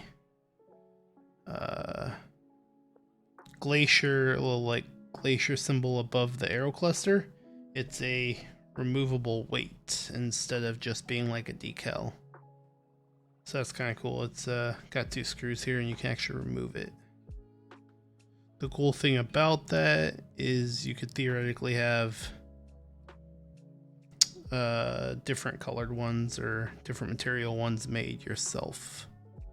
I do wish they offered different customizable badges right there as an option with the board.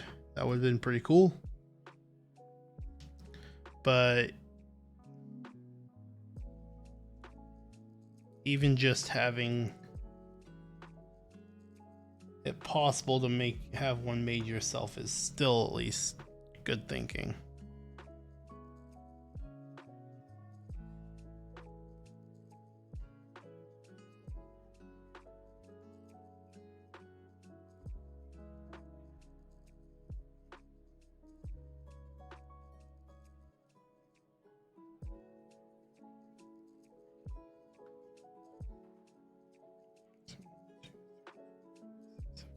Whew, that's good.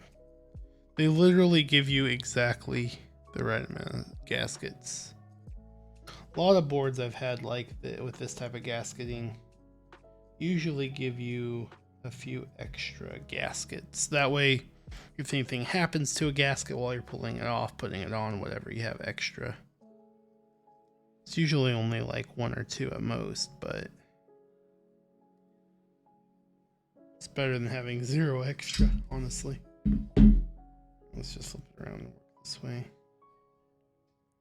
A little easier.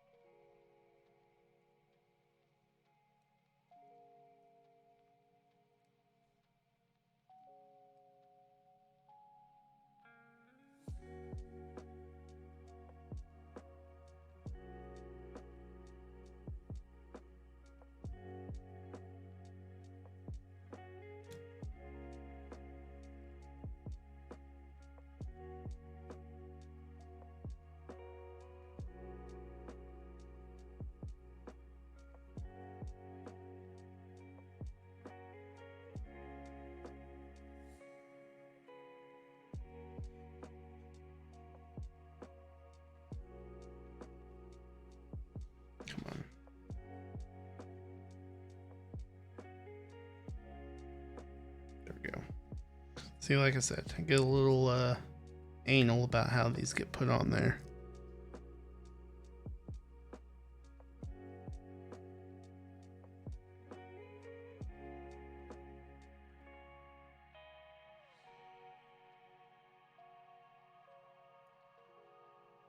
Cool.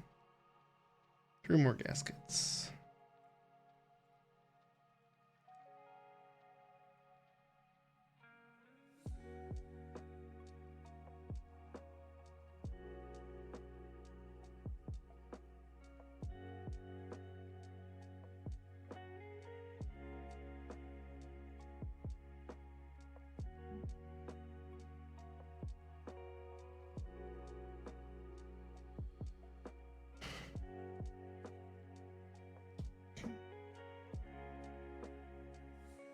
Thankfully, the first 2, at least, foam configs we can test, probably even without removing the keycaps.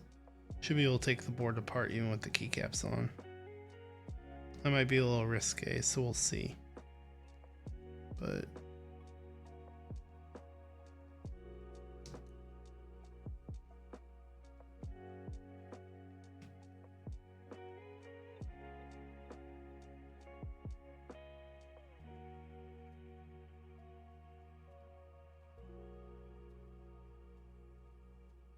perfect. All right, there are all the gaskets. Let's see.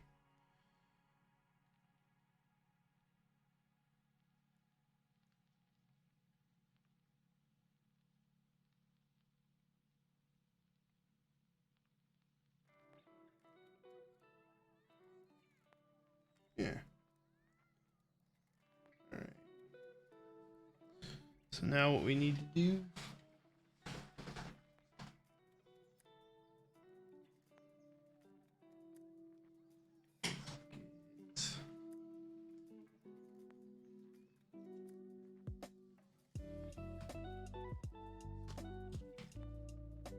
get our little cord here.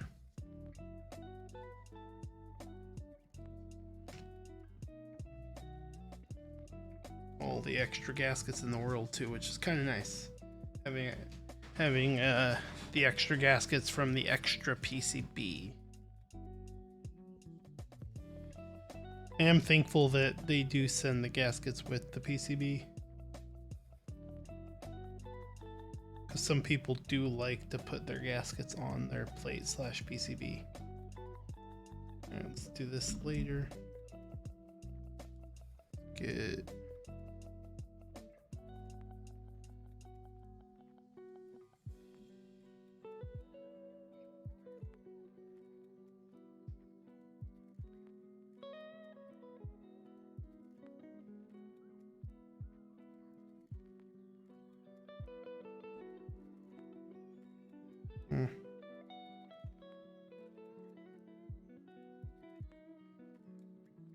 there we go.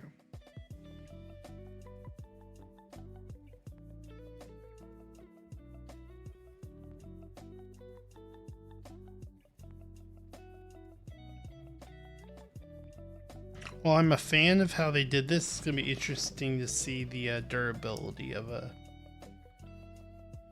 cable like that.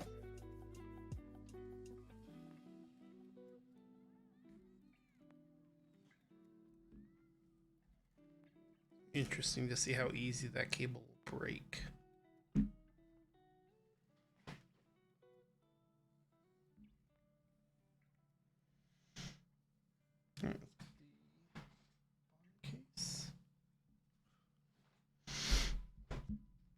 We have some foam to put in this guy now.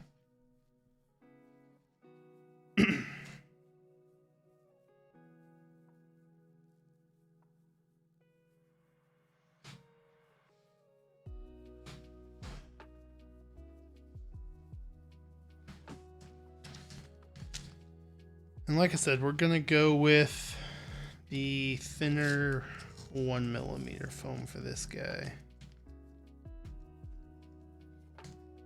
So I still want a decent amount of flex.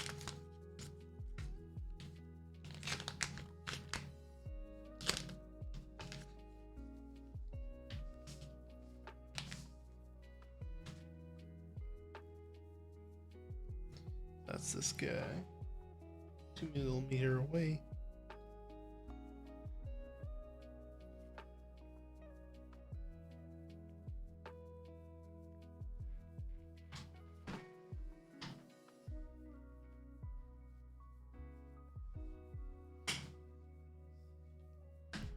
We need this guy. It's gonna go on. It goes on this way. Yes, that should be right.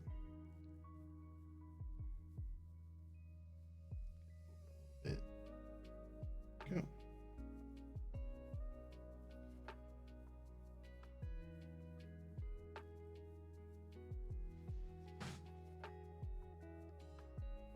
Have this guy.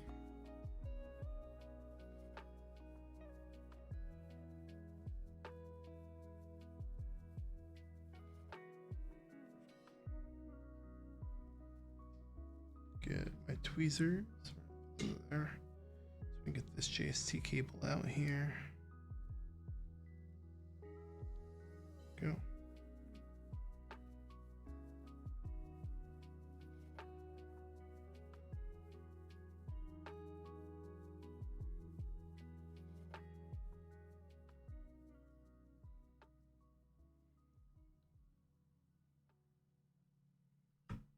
Yeah. Okay, so what we're going to do, we're going to leave the JST cable in. And for these config tests, we're not going to plug in the JST cable. That is kind of an annoying thing to do like that.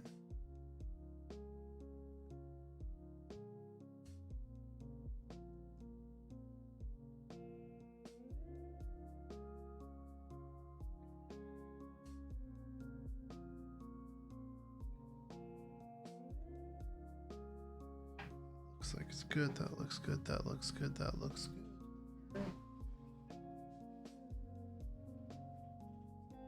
I'll get the top situated. There.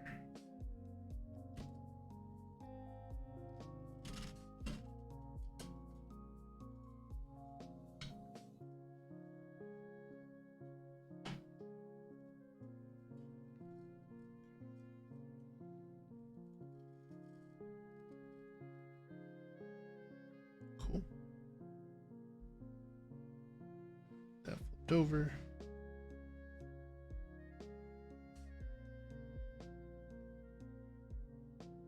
This screwed in.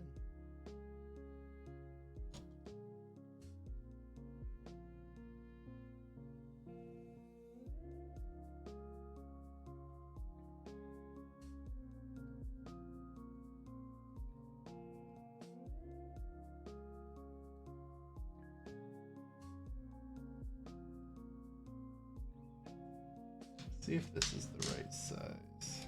I'd like to be able to just use this guy. That's too small. Probably too small too. Yeah. Let's just grab the right bit out. Why don't we do that? Just use the wow stick. That's what we have it for. Making life easier.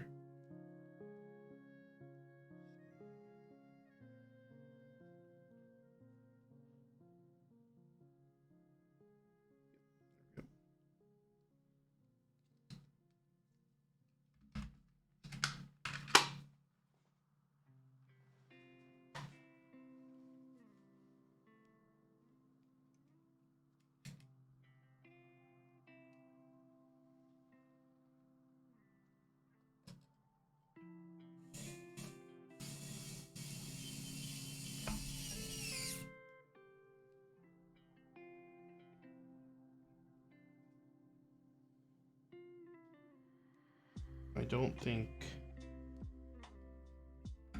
yeah, it's not gonna fit for that one. So the top, I'm gonna have to use this guy because we don't have, in my stuff for my Mode 65, I think this, I might have a bit this size, but we'll just do it this way.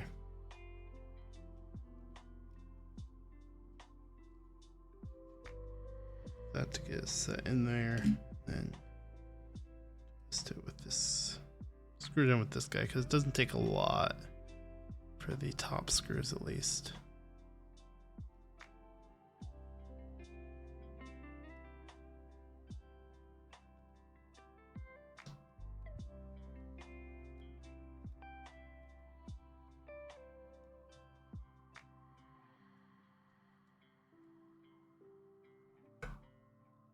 Probably hear some sirens. Good old city noises.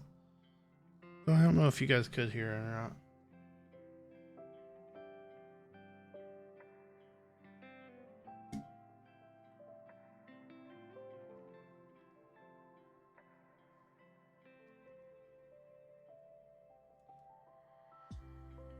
I'm missing a screw.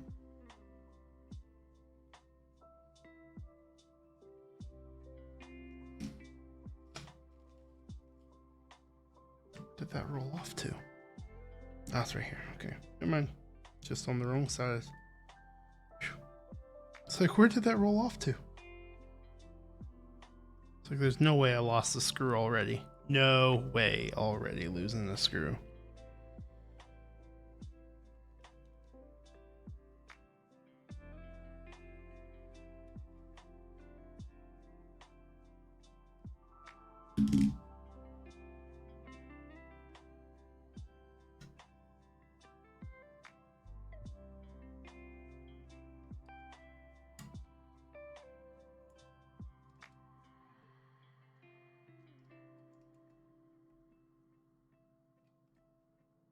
Double check all the screws.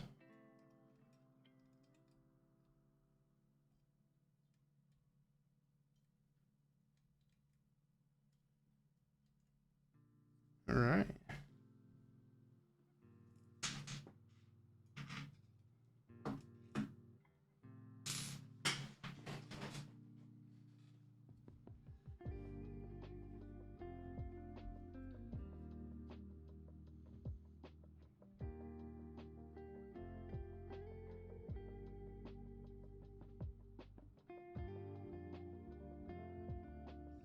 Phone's there.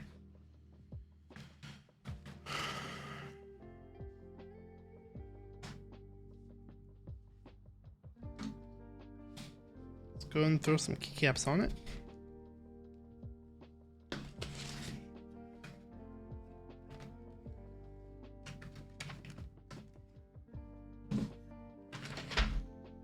We got DMK keycaps we're going to use. Like I mentioned earlier, we'll set that guy aside. Don't need. Trying to not lose all the foam this comes with that I'm not using. It's the big thing, is not losing the foam. Alright. Start with the triple shot alpha since these are what I want to use.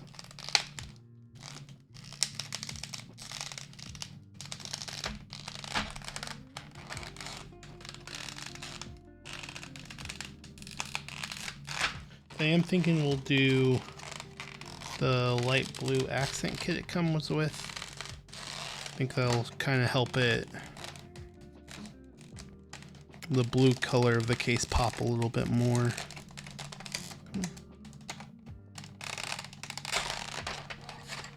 Okay. These trays are very, lid of the trays are very, very tight, so.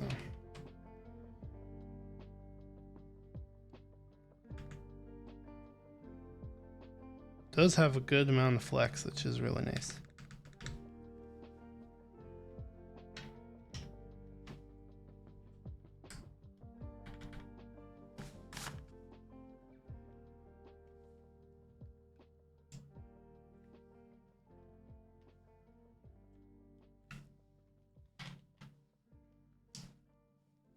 Take my headset off for a few.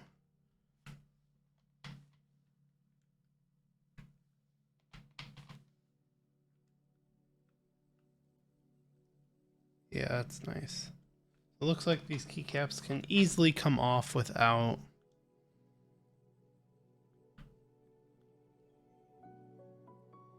some of them.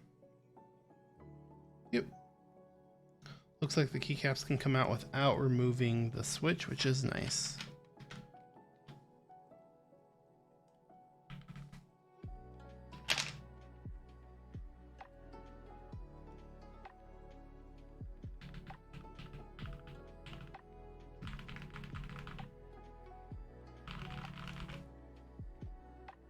Has that normal PE foam sound to it, that's for sure.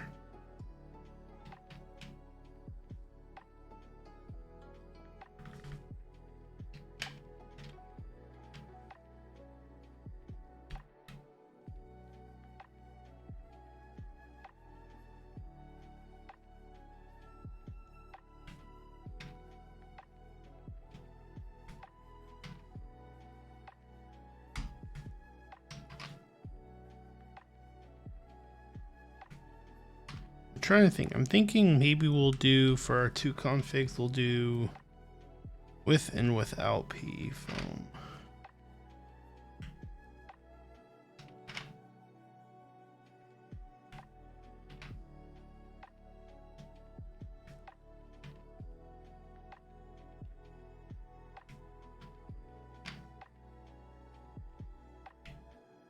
But that might take too much time, so we'll see. We might not even get to more configs at this rate. Not gonna lie.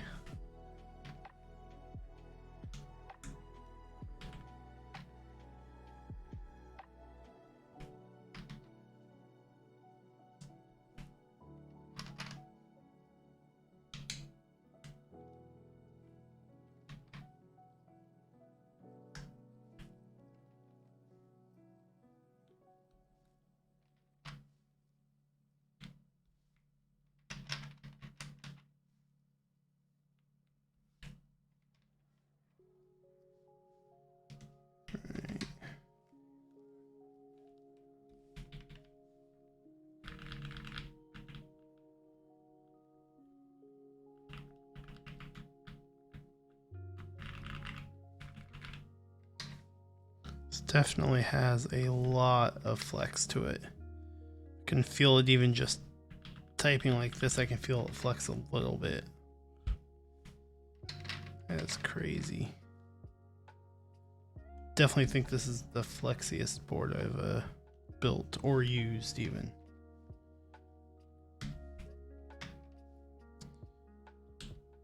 Flexiest I've ever had, probably the flexiest I've ever built.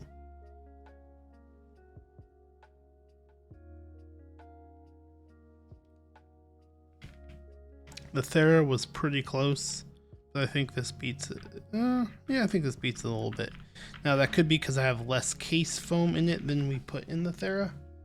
Did put quite a decent amount of case foam in that Thera, but if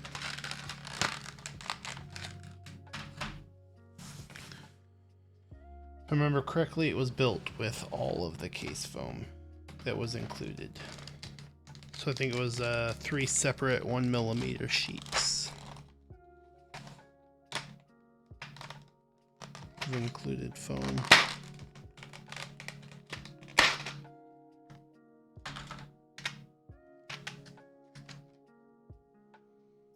Let me look at the accent kit.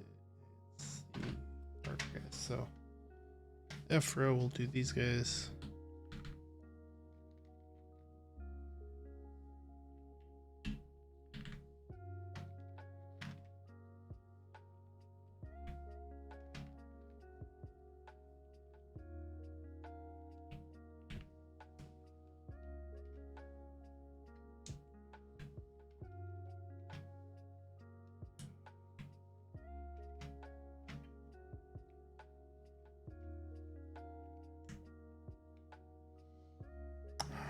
Is that stepped or normal? Normal. Okay.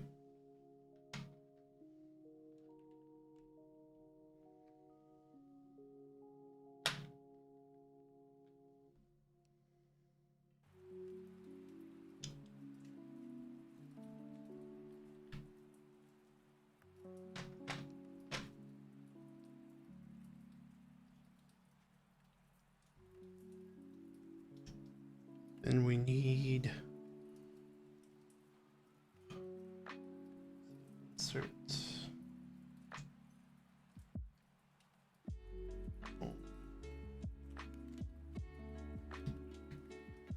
Oh.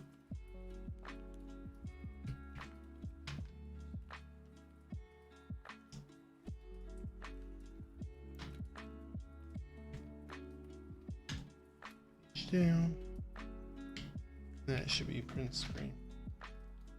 Scroll, lock, and pause.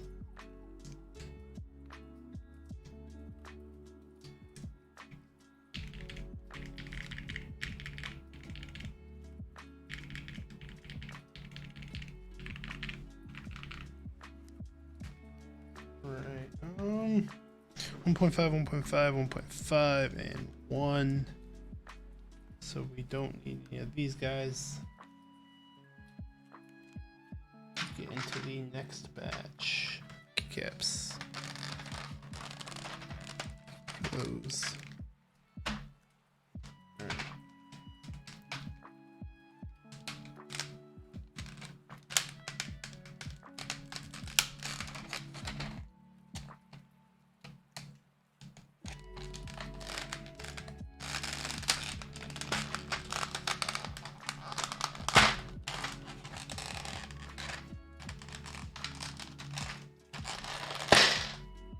Yep, that's okay.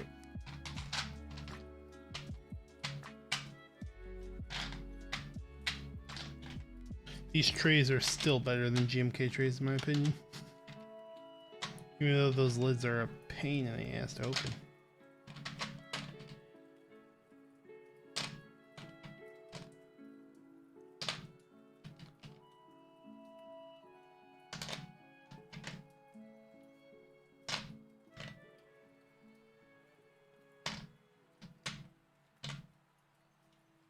Alright, so we'll do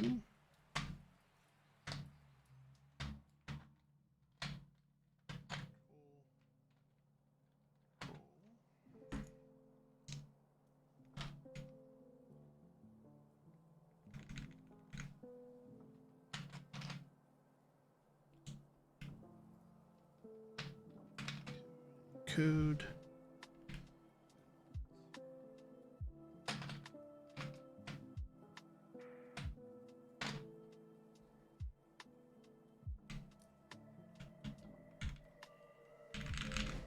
Okay.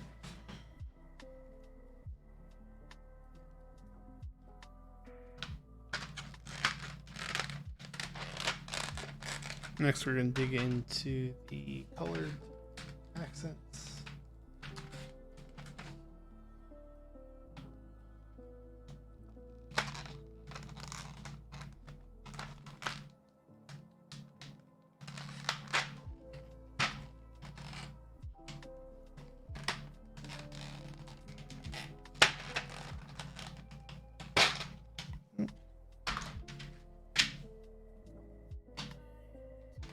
Enter.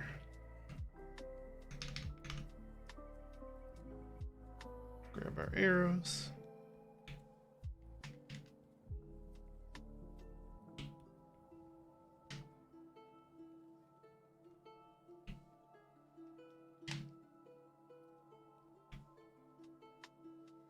A little novelty key up there.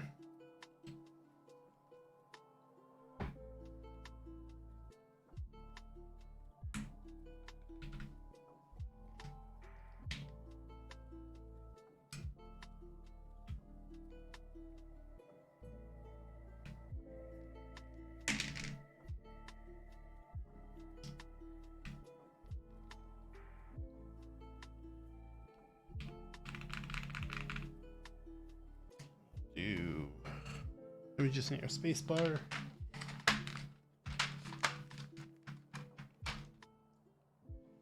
Just in its own little kit.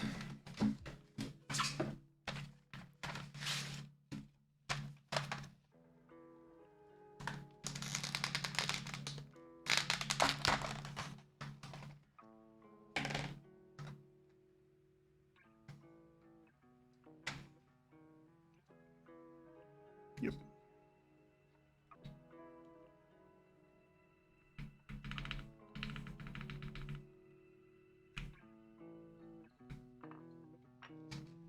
It's built a little, it looks like it's built slightly different than a normal cherry spacebar, which is kind of nice looking actually, kind of nice feeling.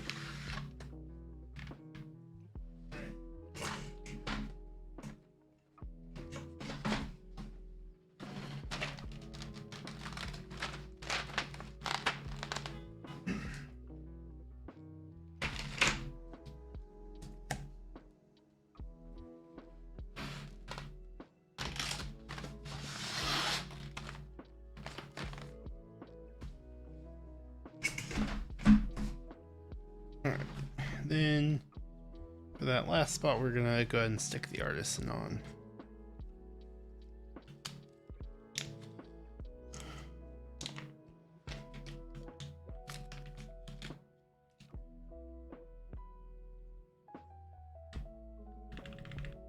Perfect.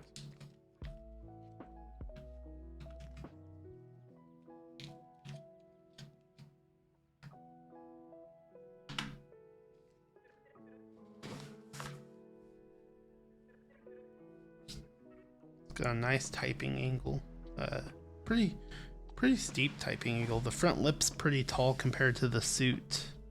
Let's look at it compared to the suit real quick. You probably won't be able to see it on the camera very well.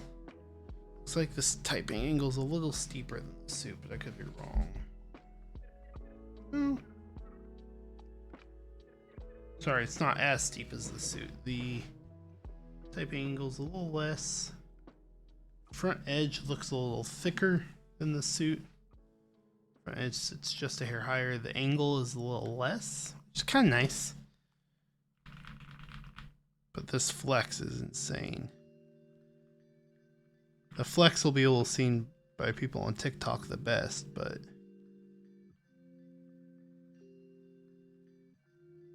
it's insane the amount of flex it has.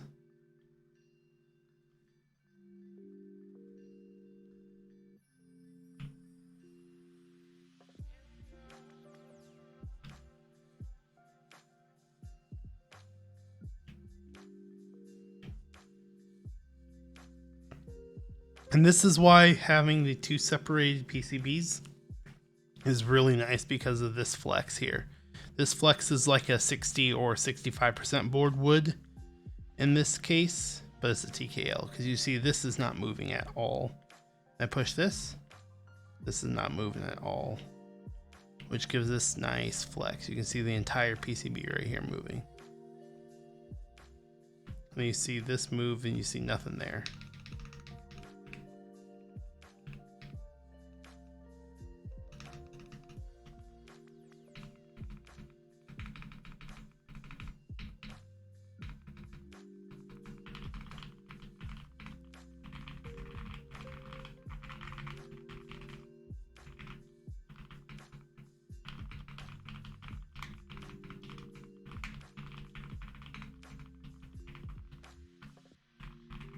Yeah, all right, let's move this up here real quick.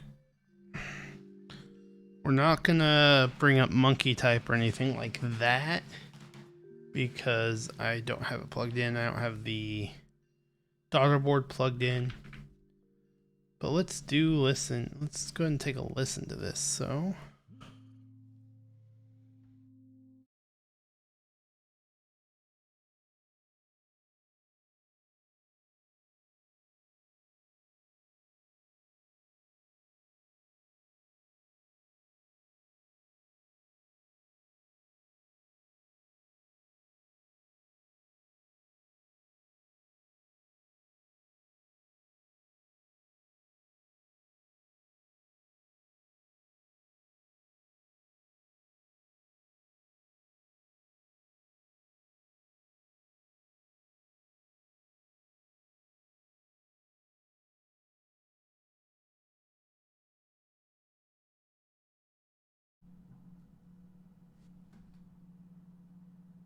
Alright, so my noise gate is off. You might hear some background noise, but let's go ahead and listen to this bad boy.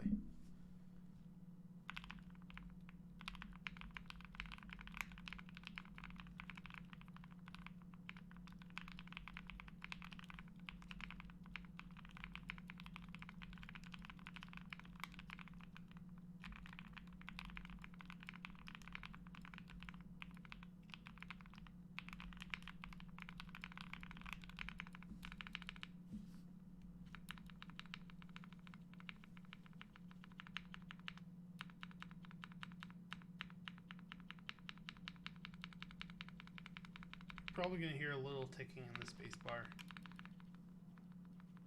Just because I didn't really go through and tune it too much because I'm not caring too much at the moment.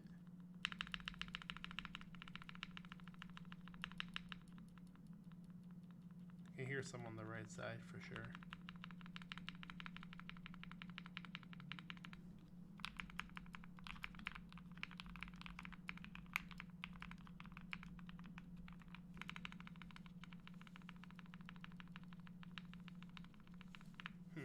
I'm curious.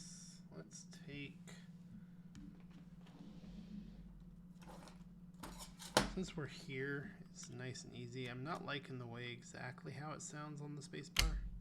So let's do away with the spacebar foam.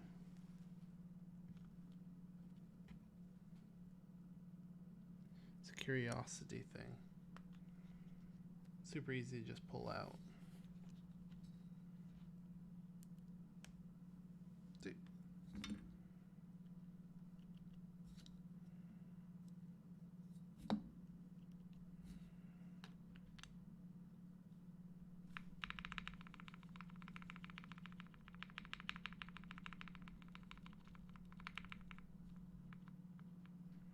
Feels like it sounds better too.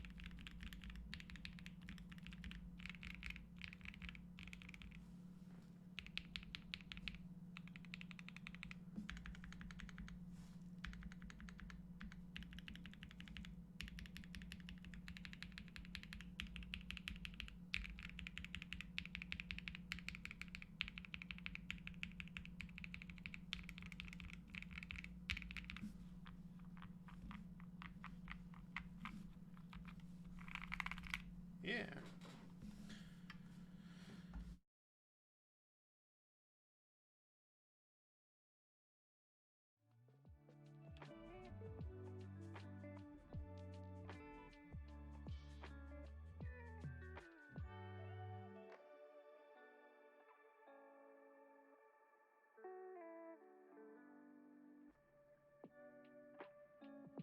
All right, so that is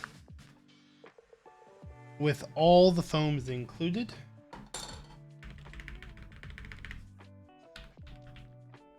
I do really like this board, actually.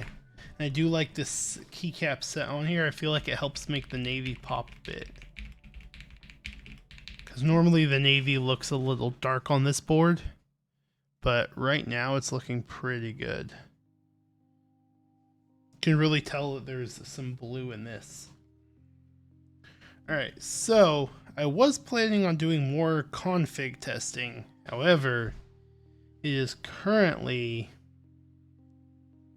only 20 minutes left in my stream. So I think I'm going to go ahead and call it a night here. And then I'll probably test some more configs off stream. Between sometime later this evening, maybe tomorrow. And see what I like most before we do this build next week. So that's all I have for today. I will be back tomorrow at 10 a.m. Pacific time, 1 p.m. Eastern time. So we'll be streaming again in less than 24 hours. So definitely don't want to overdo it too much because of that. We're going to be doing the ThicThock builds stream, second iteration of it. If you have not voted, on all the videos, make sure to go check out my TikTok. You can do exclamation socials, I believe it should be. And that will give you all of my social platforms. Yes, socials. You can also do exclamation TikTok, and that will go to give you a link directly to my TikTok. Same name as here. I have an event for tomorrow's stream, and you can go vote on all the videos. If you have not voted, make sure to get your votes in before the stream so that we can get all the voices, all the opinions put together and get the parts picked out. I will probably at 8 a.m. Pacific, so 11 a.m. Eastern is when I will like close all the polls and I'll gather all the parts. So whatever the polls say at that point is the parts we will be using. But other than that, that is all I have for tonight. Hope everyone has a great rest of their evening. And I'll see you all tomorrow for the ThicThock build stream.